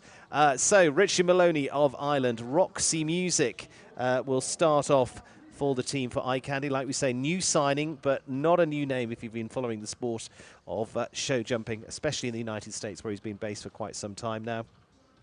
Going to kick us off with Roxy Music. I say this fence in the opposite direction now, the Benorte fence. This long run up the arena to the Mama Roxa as they go past the entrance. This is then a move to a vertical. Just tries to take a little bit off there, coming back then to the Mexico double. 1 stride through, plenty of energy there, and again moves away quickly and back to this Aero Mexico fence. This is looking good so far, just edges out slightly to get a nice curving line back to this little vertical, which I think could catch 1 or 2 because it's very airy in there, not a lot to get the eye on. And this is where you're always in danger of just running on a little bit too much. He gets it absolutely right. Richie Maloney, home and hosed on 42.68. And then we'll hand over to Paul O'Shea and Squirt Gun. But that looks like a good start. We don't know, but I would say it's a good round. I can tell you that. How that time compares to the others, maybe they can shave off a second or 2 here. We will see. But will there be whiskers coming off the time yet? We will see for Paul O'Shea and Squirt Gun. Paul, second in the Grand Prix here last year. Right, ready? Got it? Yep. Great start from Richie Maloney. He actually rode on the team as a substitute in Toronto, and there he was the medal jump-off rider. Got them the bronze medal. He's got his eye on gold. He has got his eye on gold. Iron gold. And Paul O'Shea's helped them to plenty of top finishes, plenty of gold medal finishes last year, plenty of podium finishes as well. Couple of strides down there. The shoulders go down, getting for the... Maybe that looks a tighter turn back than Richie did, but again, he's not competing against him. He is helping him, which is the difference of being in the team event from that point of view. Lands out of that double in 21. That gives us a little bit of a gauge for those coming a little bit later into the lineup. Maybe gives that Oxer a bit more space. Now, final line. Again, get the old elbows going. Paul O'Shea just corrects the line there to the last and is going to be over it in 41.29. So he was that little bit quicker. He did take over just a second, nearly a second and a half off the time of his teammate Richie Maloney. But again, as I say, he's not competing against him this time around. He's with him. So we'll put those 2 times together, 41.29 plus the initial time goes to 83.97. 83.97. Get that one scribbled down for the Eye Candy team. So as I say, you saw him landing out of that double in 21. That will give him an idea of we go with the rest. But 83.97. Hannah, I'm looking at you. What's that going to come out as an average? Because you're pretty quick at coming up with these. Oh, 41. Oh, she's going to do it without the calculator. 41.8? Somewhere in that direction. Somewhere there in that direction. But they were both pretty quick. I think that's a fantastic start. 41 and a half, somewhere there you want to be. Yeah. Shane Sweeten and Bodie the Tho, and then we're going to be going to Lacey Gilbertson to go second for the Coast Spies. And under the wall of sound of the James Bond music, in they come. Now, can they get their mission complete? We will see. Now, really interestingly for them, they've been, 3 times second so far this season. Knock on the door, knock on the door, knock on the door. Can they walk through it this time? They are so deserving of a win. These 3 have been so solid for the team already this year. And as you say, those 3 second places, I know that they would really, really love a win. Interesting that Jordan is the medal jump-off choice again, because he's been there quite a couple of times. Sucking in of teeth. Yeah, but he's been there a couple of times. They know that he can do it. He can do it. He can do it. He's done it brilliantly so many times. Absolutely. But he's had a couple of blips this season. Yeah. But that is very much, I would say, out of character. It was surprised for it to happen the second time. But I would very, very much doubt. I wouldn't be betting on it happening this time around. Shane Sweetenham, Bodie the Tho to go first for the man who's ridden championships, of course, European gold medalist for Ireland before now. American Gold Cup winner just a few weeks ago. Opens up the reign nicely on Birdie. to fly down to the Mama Oxa. That was quick down there. Now, for him, maybe a fraction wider. We saw Paul O'Shea get a really good shot at that vertical. Back up to this Mexico double. Lands out of there, 21.5, I would have said, looking at that. So just a fraction down of that of Paul O'Shea, but there's still plenty of room here to make up that. O'Shea maybe was a little wider back to that vertical. We will see. Shane Sweetenham, chance to make it up here, get those wings going. Birdie the Thow just taking care at the last, picks up really nicely. He edges to the right, gets just maybe a fraction of a second there. Gezi gets further towards the timers. You always got to look where that line is. He deliberately was going out there to the right-hand side a little bit, maybe comes at the timer a little bit closer and puts him on a time of 41.12. So that certainly helps their score. A little bit quicker, little bit of advantage at the moment compared to Eye Candy. So 83.97, 41.12. We will do the maths there and see what Lacey Gilbert's got to do. Carlin van Vennerhoff. So 42.85 or better to get ahead of Eye Candy. Yeah. You were on it there. 42.85 is what she's got to be faster than them, but the team Helios and the Crusaders could be fast as well. That last round that we just saw, Shane's, was actually the fastest round that we've had so far. Interesting that he was really opening up the stride and really going for the galloping, whereas really the likes of Richie and Paul were more going for it on the turns, I think. But Shane often does that, really, doesn't he? He often really keeps the pace up. That's where he manages to make up the time. Lacey is consistent. She is on form. Oh, that's a good turn. Yeah, she's giving it all guns blazing over the vertical there. That's good so far. Maybe just gets a little bit too much space back into this double. We'll see. Lands out of there in 21. So she's very much in touch with the likes of O'Shea. And we saw, of course, Shane Sweetenham make up just those fractions of times in the final stages. Here, good turn back with Carlin van Vennerhoff for Lacey. Now she's got to go. Now you just lean forward, let them run, let them find that right spot. Just pick up like a jet plane. There we go. Nicely across the line. 41.47. A consistent pair together for Lacey Gilbertson, Carlin van Vennerhoff and Shane Sweetenham and Birdie the Thow. So by my quick maths, yes, that should put them ahead. 82.59, 83.97 from the Eye Candy team. Just leaving a little bit on the table. Oh, only a little bit, isn't it? I mean, I think this is going to go absolutely down to the wire. They are really going for the times, but those have been some really good rounds so far. It's really interesting, though, as we were saying, that these are the top four in the season standings, because Eye Candy in second, Spy Coast now in third. Spy Coast would love to get back up into second place. So this is going to make all the difference in the season standings for them. 82.59 now, the time to beat. Which is an average of? 41.3. Yeah, exactly. We could do the rounding up. Yeah. Crusaders, new team, comes out for the second half of the season. Nick Pizarro and Tanamara Macari coming out this time. They're fourth in the championship so far. And Luis Pedro Biraben and Chaco Bumpy will be last to go of this group. So Nick Pizarro and Tanamara going to go in this round. Atlantic du Soleil Z for Nick Pizarro, the London Olympian, and then for the 23-year-old Tanamara Macari and Ibchika to go second. So this is pairing youth and experience together. Yes, it is, and totally new squad. It's the only new squad that's gone into the top four, actually. And so we can really look at those other three teams and say, yes, they're very quick. We've seen them be quick in this competition already.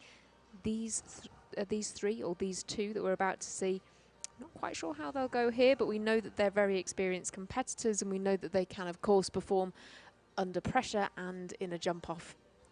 Nick Pizarro then to start them off. Atlantic du Soleil Z. As we say, an average of 41.3 gives you a little bit of an indicator to see with these times, because, of course, we've then got the team that lead the championship, Team Helios, to go last. Nick confident in this horse. Really tidy run down here. That was neat. Oh, but it was just too close. He was just trying to edge in to save a little bit of ground there, but it's all started to get a little bit tight. So it's not 4 faults, it's 3 seconds to add to the time. That's how this works. So that will put them on the back foot. So he lands there in 25 rather than the 21 that the others were looking for. And so, another 3 seconds to add, going to make it very, very difficult. I think we're going to be battling for bronze. In fact, I'm very, very surprised if we're not. Either way, they're into the top 4. Just pops the last there. 47-37, Nick Pizarro and Atlantica du Soleil-Z. Tough start for them. Tanamara really into an impossibility of being able to beat the Eye Candy team. 83.97, so it's about 34 if I'm going to be, 36.66. Yeah, 36. I mean, that would be some feat, really. Not a chance. No, let's be realistic. She could get around as brilliantly as she could, but that's just not going to happen.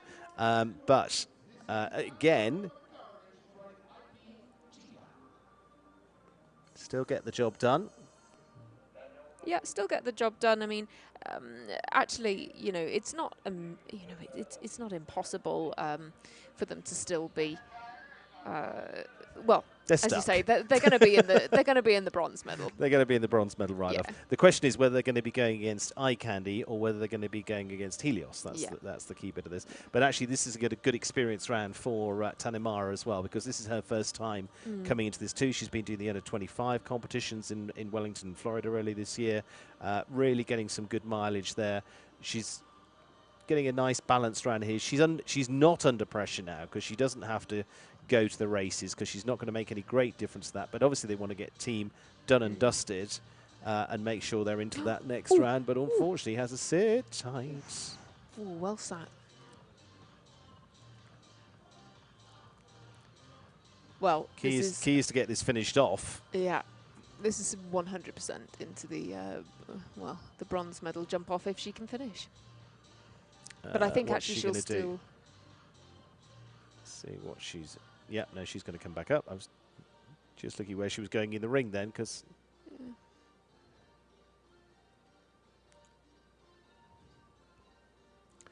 There we go. Give yourself time to do it. You can do this all right. Up we go.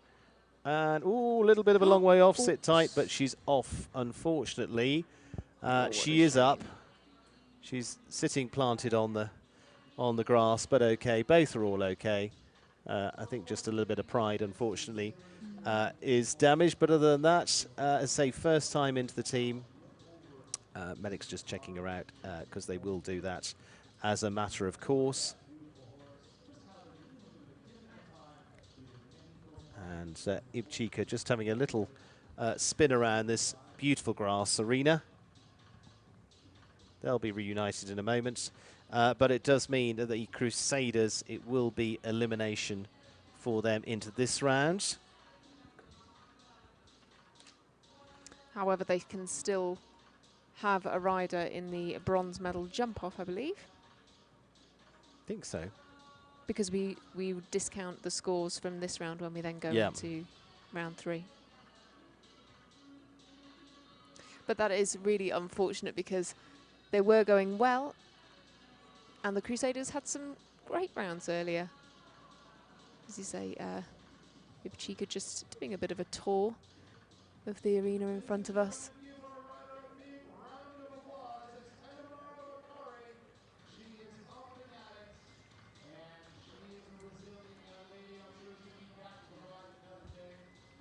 But it's still, it's still going to be a relatively good result for the Crusaders. They'll still be in the top 4. Top 4, whatever happens. Yeah. Yeah, from that point of view. So points-wise in the season standings, they'll still have pretty valuable points there. Yeah.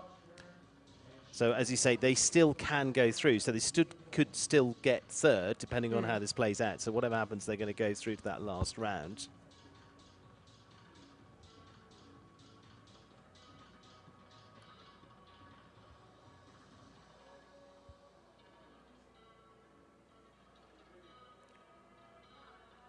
Horse is just being caught.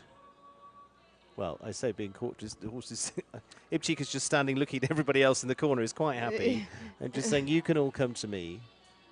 which Tanamara is just going over there, and she's absolutely fine. They're both absolutely fine, and they will be back to fight for another day. As I say, they still can go through to the next round, not Tanamara, but their third rider for the Crusaders, which, just remind myself, will be Luis Biraben of Argentina, and Chaco Bumpy will go through to the next round, and will still be able to compete for that third spot potentially, because occasionally it's get into this.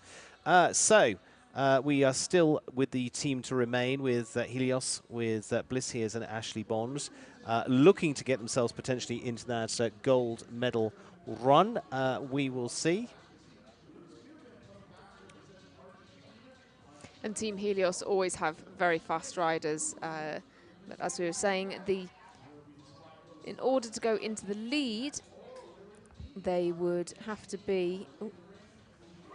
They would have to have an average time of 41.3 in order to go ahead of Eye Candy, which is actually all that they need to do.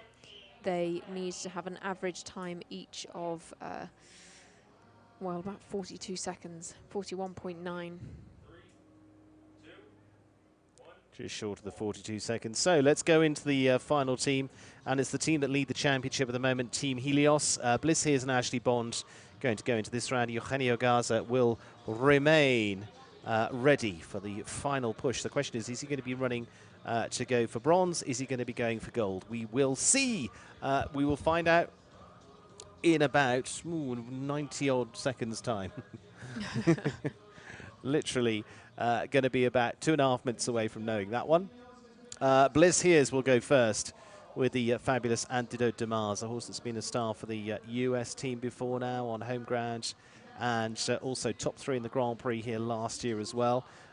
Bliss actually rode the winning round, as we mentioned, on Goodbye in T-Bird earlier on this season at the beautiful arena up in Vancouver, where we were hosted at the first stage of Major League this year. And again, they bring out the same team that won there. Odds would be short of them doing it again, which would be good. Yes, they would be. Definitely would have pretty short odds. They do, I think, really need to be keeping all the fences up, because when you think about the time that they need to hit... Yes, a fence stand is pretty fatal right now. Yeah, because we've had a lot of fast clears, you know, Coast Spies and Eye Candy both having 2 fast clears, so a fence down is going to cost them. Bliss Hears then. Antidote de Mars should cope with this easily enough. Yep, nicely there. Really smooth run to the vertical, picks up over that easily. Such a lovely fast horse. Going to land in about 21.5, just short of the 22. So maybe half a second back from what we saw from the Eye Candy pairing a little bit earlier on. So they're in danger territory. Like we said, there is no room to have a fence down. 3 seconds is going to be one that will put you out of the chance. Just care at the last. She does that well. Going to be home in 42.47. So a little bit to do yet. That's going to leave them about, what, 41.5? Something like that to be able to get there. So 83.97 they need to beat. Yeah, 41.5. There you go. Confirmed. There you go. Ashley Bond, Donatello 141 is going to go last, but they are naturally very, very fast. They go in a forward pace. It's the way they go. They always go this way. It's their natural pace which helps things. And so we will see. This is a danger for the Eye Candy squad. Yeah. It definitely is. Ashley is such a fast rider. She's so competitive, and she loves supporting the team. And she's giving it a go, but you've got to be careful.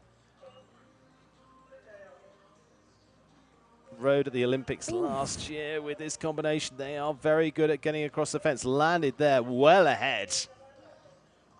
Went a little bit wider into the Aero Mexico fence. Like I said, 41.5 is going to be the beat. They should get there easily if they keep coming like this. They're going to be under 40 seconds at this run. There we go. 39.14 for Ashley Bond and Donatello 141. So Team Helios will get home on 8 what are they going to be on? 81-61. There we go. 81-61. So Helios will go against the Spy Coast team. Remember, Helios 3 times winners this season. Spy Coast 3 times second this season. Yep. Eye Candy up against the Crusaders for the bronze. It's been quite the battle between Helios and Coast Spies all season so far, especially with the 3 first places and the 3 second places, respectively, for those teams. Head-to-head again here. Head-to-head again here for those. There's Carl Cook down there giving the horse, giving antidote to Marzipad. Of course, he's on the team for them as well. But that's the thing. There's a real team camaraderie amongst the Helios squad, which also is part of being a part of that group. So Helios against the Coast Spies. Forget those times because they go back to 0. And we'll be starting off with the Crusaders up against the Eye Candy team. That's how it's going to break down. We're going to be joining that in just under 5 minutes' time as well. But get your bets on. Helios against Spy Coast. And I can tell you from that point of view, there's one rider that goes, of course, so it's Eugenio Garza for Helios. Spy Coast will be Jordan Coyle. Eye Candy, you're going to see Connor Swale into the running. And Luis Biraben will be going then as the rider for the Crusaders. That's coming up in a few moments' time. Who will be the winner? Helios. Could they put their 4th win together, or could the Coast Spies finally get to the top?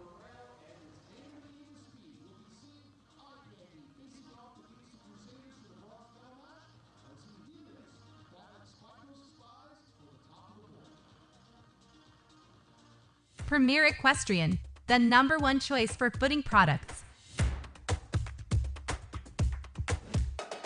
Premier Equestrian, footing products that improve performance. Premier Equestrian, footing products for cushion and stability. Call 800-611-6109 or visit premierequestrian.com.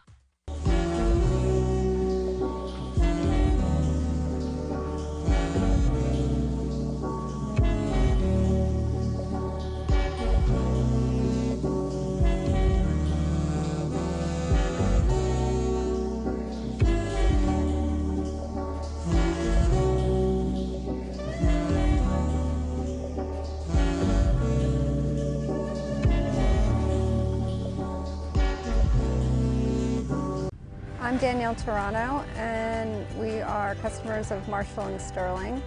They have been amazing for us, for our business. They take care of our farm, our horses, our cars. It's basically one-stop shopping for us. I'm Jimmy Toronto. You know, unfortunately, we've actually had to really use Marshall and Sterling for horse death. And I have to say that Marshall and Sterling has been an amazing, amazing company. They have taken care of things. It's been worry-free. The person we deal with, Missy, she takes it all upon herself. Once we go to her with the claim, she does it all for us. And I have to say, since we've been with Marshall and Sterling, I just can't think of going anywhere else. I put all my trust, all my faith in them.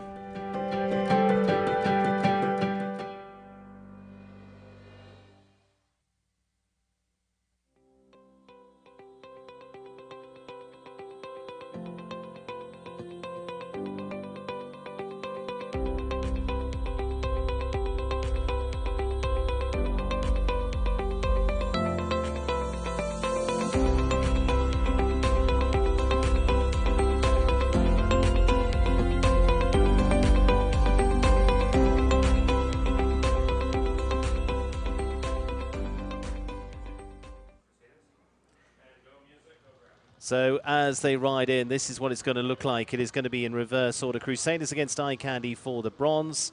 And it's going to be Spy Coast against Helios for the gold. So Crusaders, who do they send out? Luis Pedro Biraben and Chaco Bumpy for the Argentinian rider. Grand Prix winners in Kentucky earlier on the season. New onto the squad. We know they're new onto the squad, Hannah, because they're all new onto the squad for the Crusaders this time around. Totally new lineup, 6 new riders for the Crusaders. This is a completely new lineup, of course, with the 3 of those 6 new riders. And they're going, you know, it's been good in the first round, getting themselves through into the top 4 already. Crusaders have been pretty consistent throughout the season, and now these 3 new riders are also seeing them into the top 4. Absolutely. So, Crusaders to start us off, same course as you saw in the previous round, and same rules in the sense it's 3 seconds added if they have a fence down. But what's really simple this time, it's just 1 rider for each of the teams. The highest Crusaders can get is bronze. So that was where you saw it being key in the last round. Helios and Spy Coast had to get into the 1-2 to be able to go for the win. If you're not in the top 2 after round 2, you cannot win it. You can only get on the podium. Crusaders start off then with the Argentinian Championship rider. He will go against, as we say, Connor Swale for the Eye Candy team. Key points for them here potentially as well. Eye Candy second in the championship, 8 points back from the top leaders Helios, but Helios have got the advantage of being into that final round for them. Luis Pedro has a fence down, just gets forward going down that line there, so that's going to be 3 seconds to add for them. The question is, do you try and make it up? Do you stick to your plan? Do you stay within your own pace? Because you can just force that and again start having a few more fences down. It was a really strong first jump off from all of the riders, though. You know, the fact that Eye Candy are in this bronze medal jump off really tells you how strong it was, because we had great rounds from Richie Maloney and Paul O'Shea as well.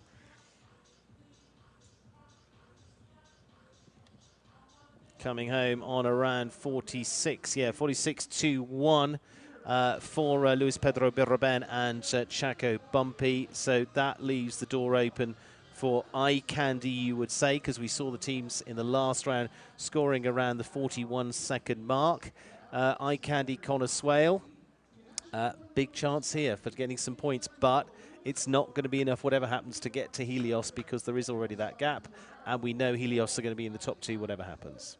Yeah, it's just going to be a really, really exciting gold medal jump off. It's been between these 2 teams for the top spots for quite some time, and Eye Candy really want to be on the podium again. They are in second place in the overall season standings. We just need to check to see if Spy Coast comes second and Eye Candy come third, where they'll go in the season standings, because it's pretty tight there as well. It is pretty tight there as well. It's quite tight between a lot of them. Literally 1-2 points here and there between the teams. So let's just get it done with Connor Swale, the world number 5, coming in for the Eye Candy team. Into those blue colours they ride. And this time with Gamble once again. Now, he had a little bit of a hiccup earlier on. Obviously doesn't want that again, but that's going to play on the mind. But it was... he's just already rehearsing a turn down there. Different course, though, this time around. That triple combination, not a part of it. This is where they can excel. So Connor Swale, recent World Cup winner in Sacramento, has a chance here to at least give the Eye Candy team the bronze. He's had an amazing year. Yeah. Just so many amazing results. And he's got to have a lot of confidence despite that slightly tricky thing earlier in the week with Gamble.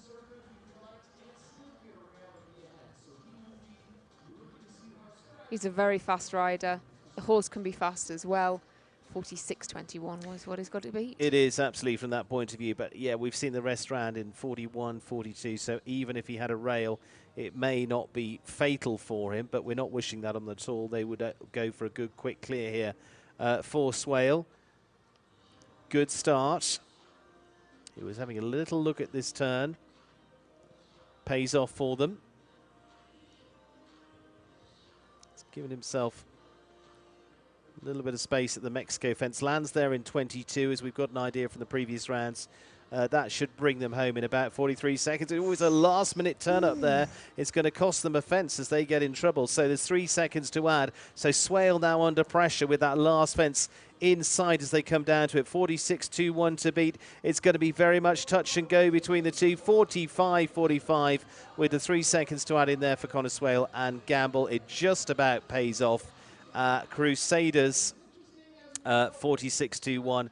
So Eye Candy will still get the bronze, but only just, keeping it tight there for Connor Swale and Gamble. 45.45 puts them in the bronze medal position. So that's that one done and dusted, and will just leave us with the gold medal round to be decided.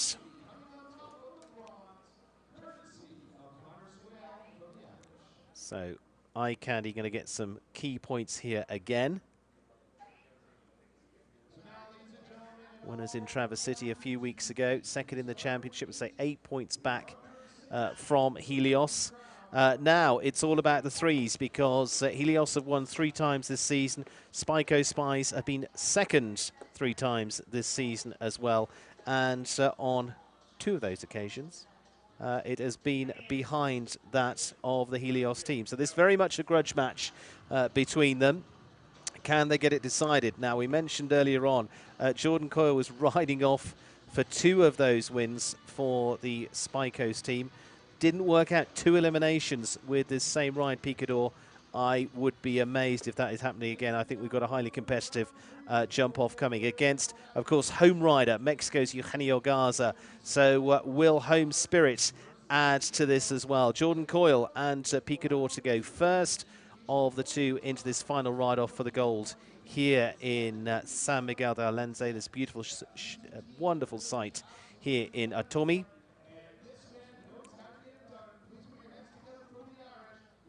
Pressure on. He said a little bit earlier on he was feeling the pressure here. Grand Prix winner on multiple occasions at 5-star level, including, of course, in California last year as well. Vancouver this. Revs up. This is going to be tight between these 2.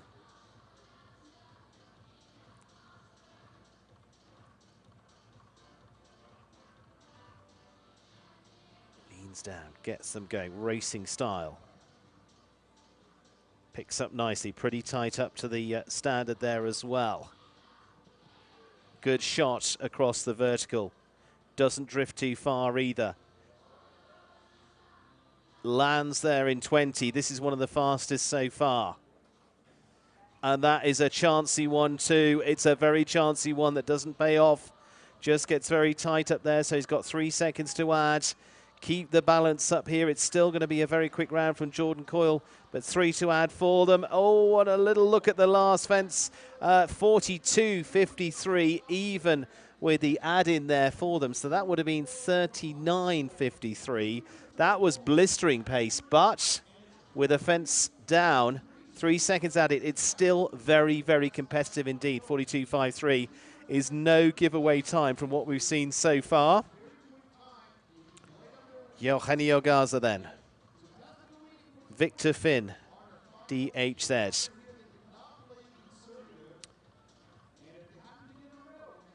Mexican rider, Mexican venue.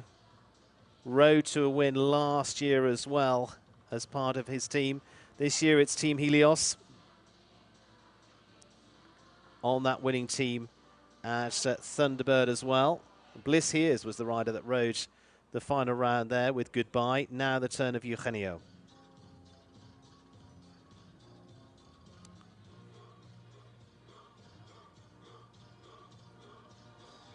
Jordan Coyle put his time to bed there.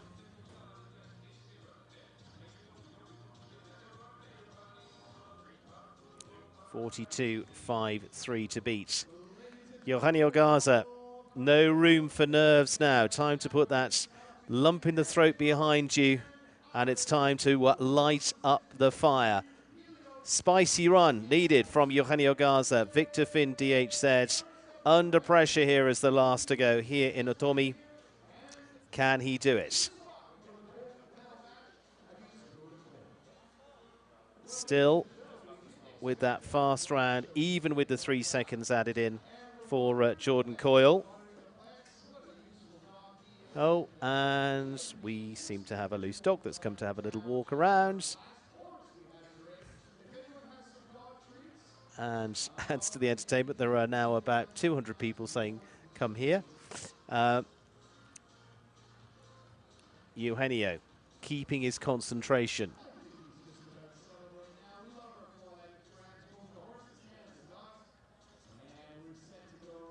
And all caught.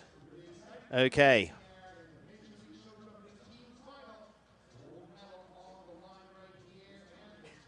Deep breath coming out there, keeping the nerves level.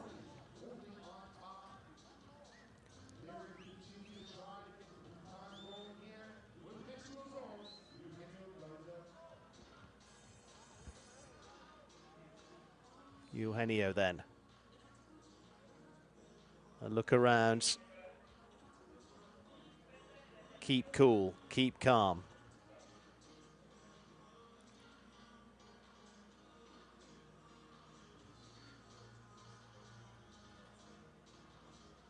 Up the arena. Ooh, keep the balance, drives. Good. Key part is leave them all up as well, but Jordan Coyle has not left much meat on the bone despite a fence down. Out there in 20 seconds. He's pretty much on track for this. Goes a little bit wider, sensibly, than Jordan there, who was just trying to bite off a little too much, maybe.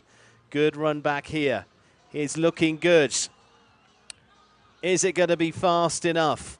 42.53. It's a super round. It's really well done. He's certainly in hot form. A chilly hot round for Eugenio Garza and Victor Finn. DH said he puts the wins together, and they have 4 wins that season. That's where the fingers were going up. 4 wins into the season for them. Brilliantly done so far. That's great stuff from Eugenio Garza to bring home the 4th win for Team Helios. And it is a home win for the Mexican. He'll be delighted with that. Smile across the face, and good stuff. So Team Helios will advance their lead at the top of the championship table.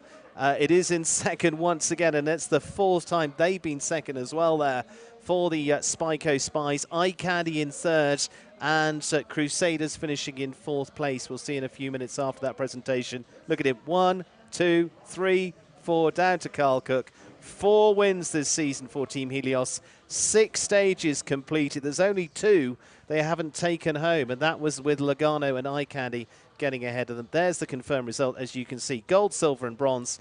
It's gold to Helios. It's silver to the Coast Spies, and the bronze to Eye Candy here on a beautiful evening here in San Miguel de Allende. And reminder, tomorrow night takes us into the Grand Prix as well, so lots to enjoy there. That is going to be a big battle. We're setting up for the presentations and ready for the awards for tonight's team competition. Stage 6 completed of this year's Major League Show Jumping. It's going to be very, very hard to get past Team Helios.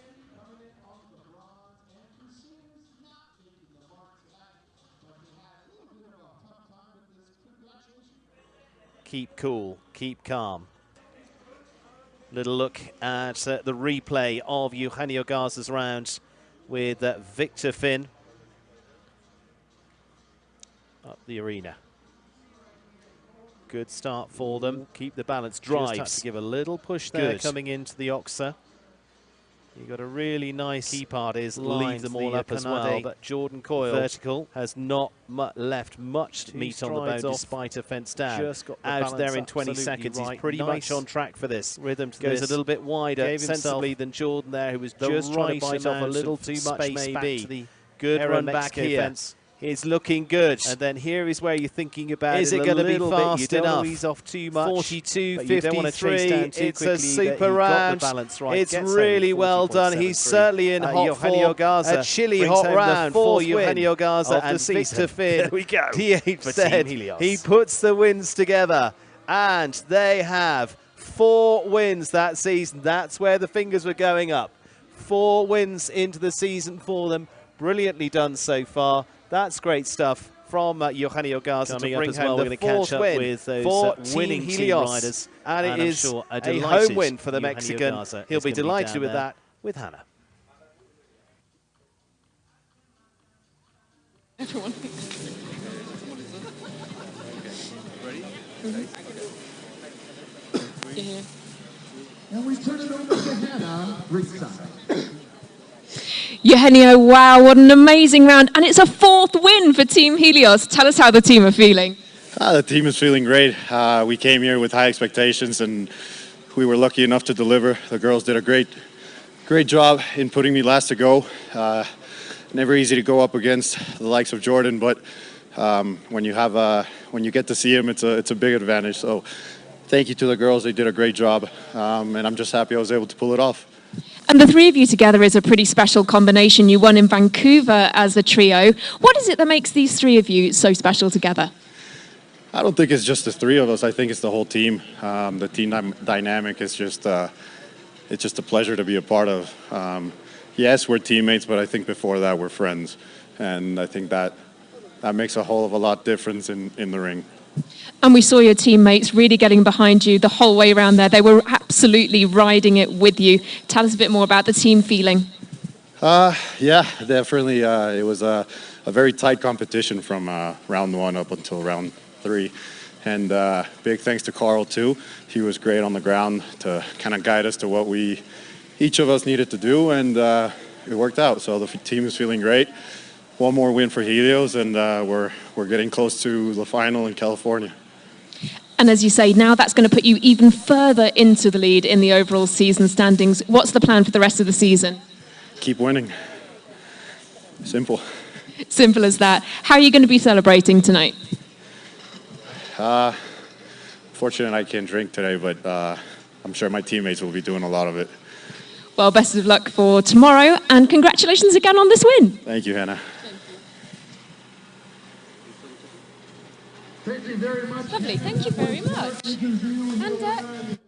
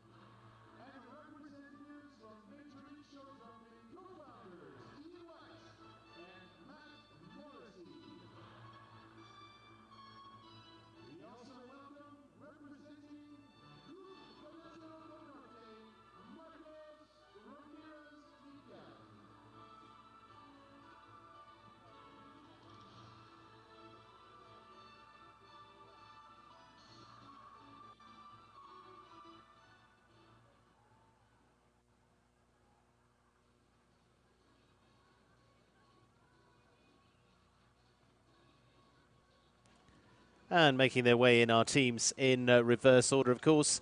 Eye Candy team coming into third place here. Eye Candy with Richie Maloney, with Paul O'Shea and Connor Swale. Second spot there, and it is a fourth time into second. Great consistency from the Coast Spies with Shane Sweetenham, Lacey Gilbertson and Jordan Coyle on the team this time around. But we also know that tonight, again, belongs to one team only. And they're heading up as well, and that is going to be our winning team for Team Helios. Smiles across the face for those competing here this evening as well, with the Eye Candy squad there of Connor Swale, of Paul O'Shea and Richie Maloney about to take their position up to the podium, and followed up by the Coast Spies. Remember, this is stage 6, 10 stages in all of the competitions through Major League show jumping, still with those stages to come. 2 in Monterey in just over a week's time, where we head there to the Mexican stages, and then finally 2 weeks in California, La Quinta. It is to the Desert Horse Park and the beautiful setting there for the competitions too, as we'll round off the season and be crowning the champions for 2022.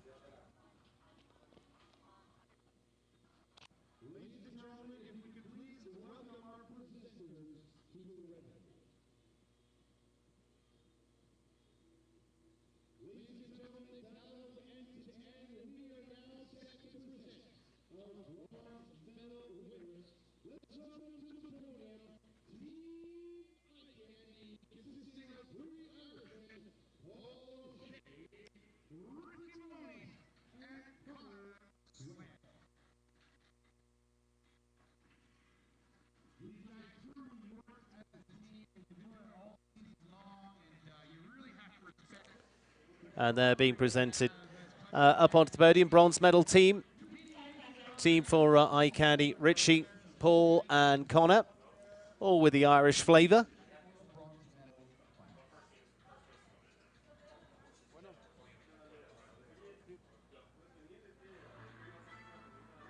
And coming forward, Daniel Riha and a line of presenters to present to the bronze medal team.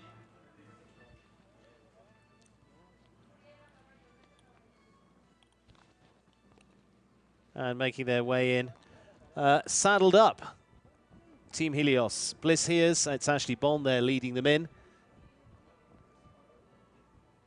And Eugenio Garza.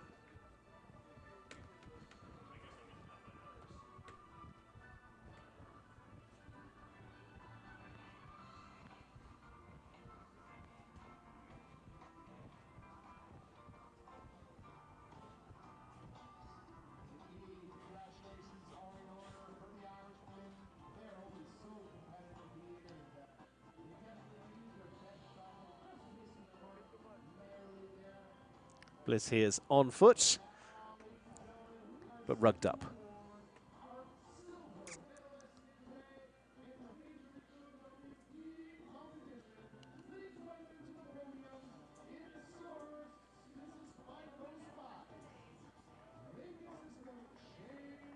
And there, Ashley Bond leads the team for Team Helios with Donatello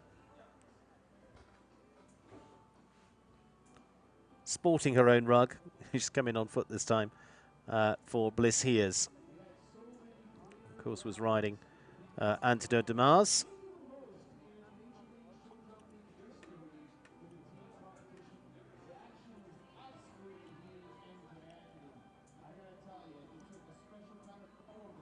And they're presenting the silver medals to the Spyco squad, Shane Lacey and Jordan.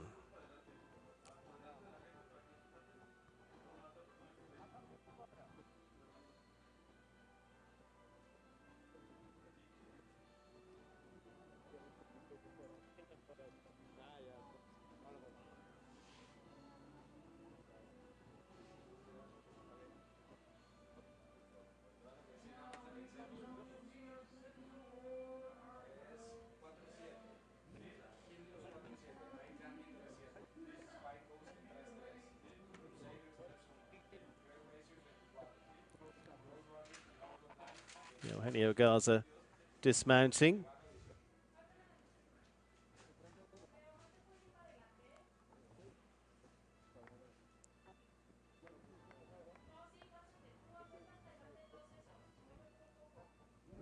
And top 3 straight onto the podium, needing no asking there, Ashley Bonds. Eugenio Garza up alongside Bliss Hears to claim the winning medal here in Otomi.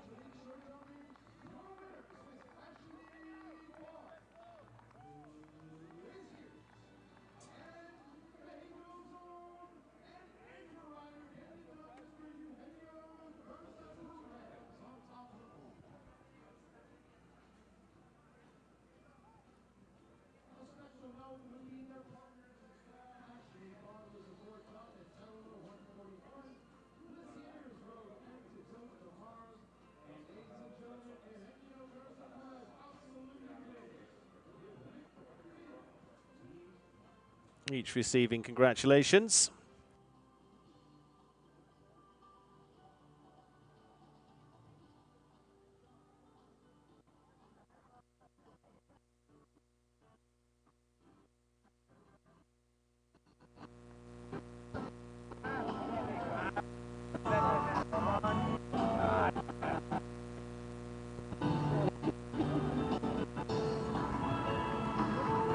So much goes into presenting these types of classes, particularly at night under the lights, and the Lehan family has done great wonders.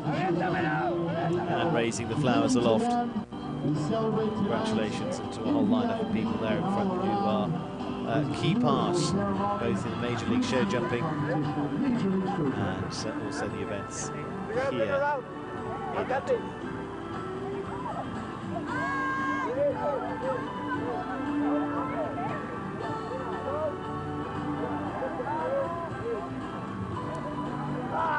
Throwing the bouquet.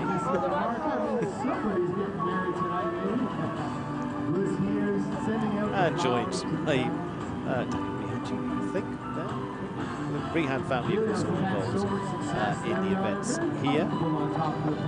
So, brothers and dad. Morrissey just getting out of the way. He's one of the founders of Major League Show Jumping. In comes the champagne. I wouldn't be doing too much high-fiving. I would be getting out of the way. Oh, Jordan Coyle fires it straight up. Eugenio Garza. Garza can't get the top off. Oh, no.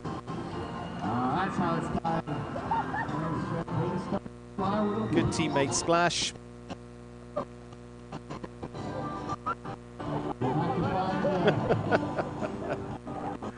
Can't stay on her feet.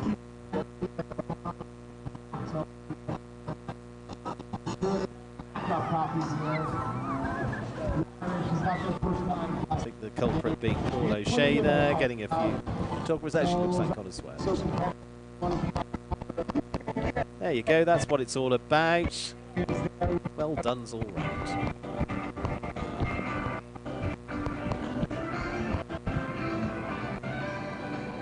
That's a very good point. My friends up here in the judging booth, that champagne's too nice to waste on the jackies. They're going to reserve a little bit for the celebration afterwards. And we can mention, of course, the three horses. Donatello for Ashley Bond, Antidote to Lars for Bliss, Victor Finn.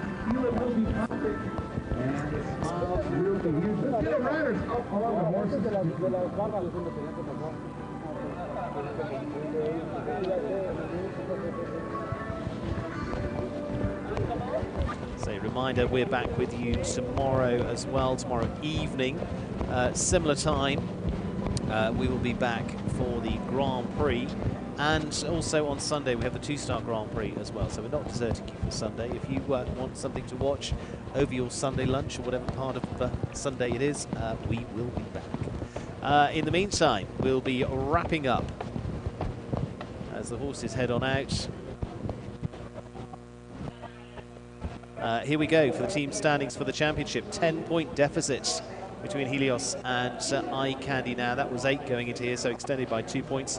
Coast Spies, 33 at this point, so they've gone up by the 6 points there. So that lead extends slightly for Team Helios. Crusaders in 4th, Trailblazers in 5th, Northern Lights in the 6th place there. In fact, equals 6th place with the Roan Runners on 22.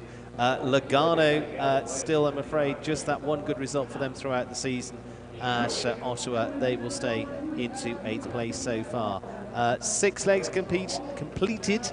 Still more to compete for over the coming weeks, as we'll be heading for 2 weeks in Monterrey in Mexico. We take a break next week, then we head to the wonderful venue of Monterrey. That is something very special indeed. And then finally completing into December with California. In the meantime, we say have a great time wherever you are. Join us tomorrow for the Grand Prix.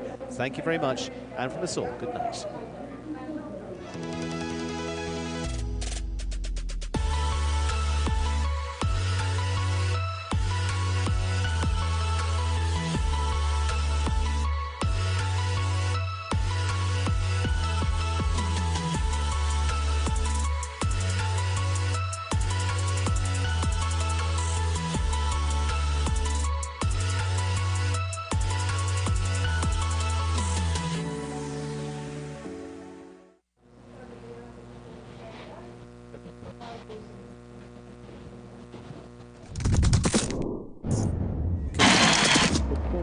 into this final fence.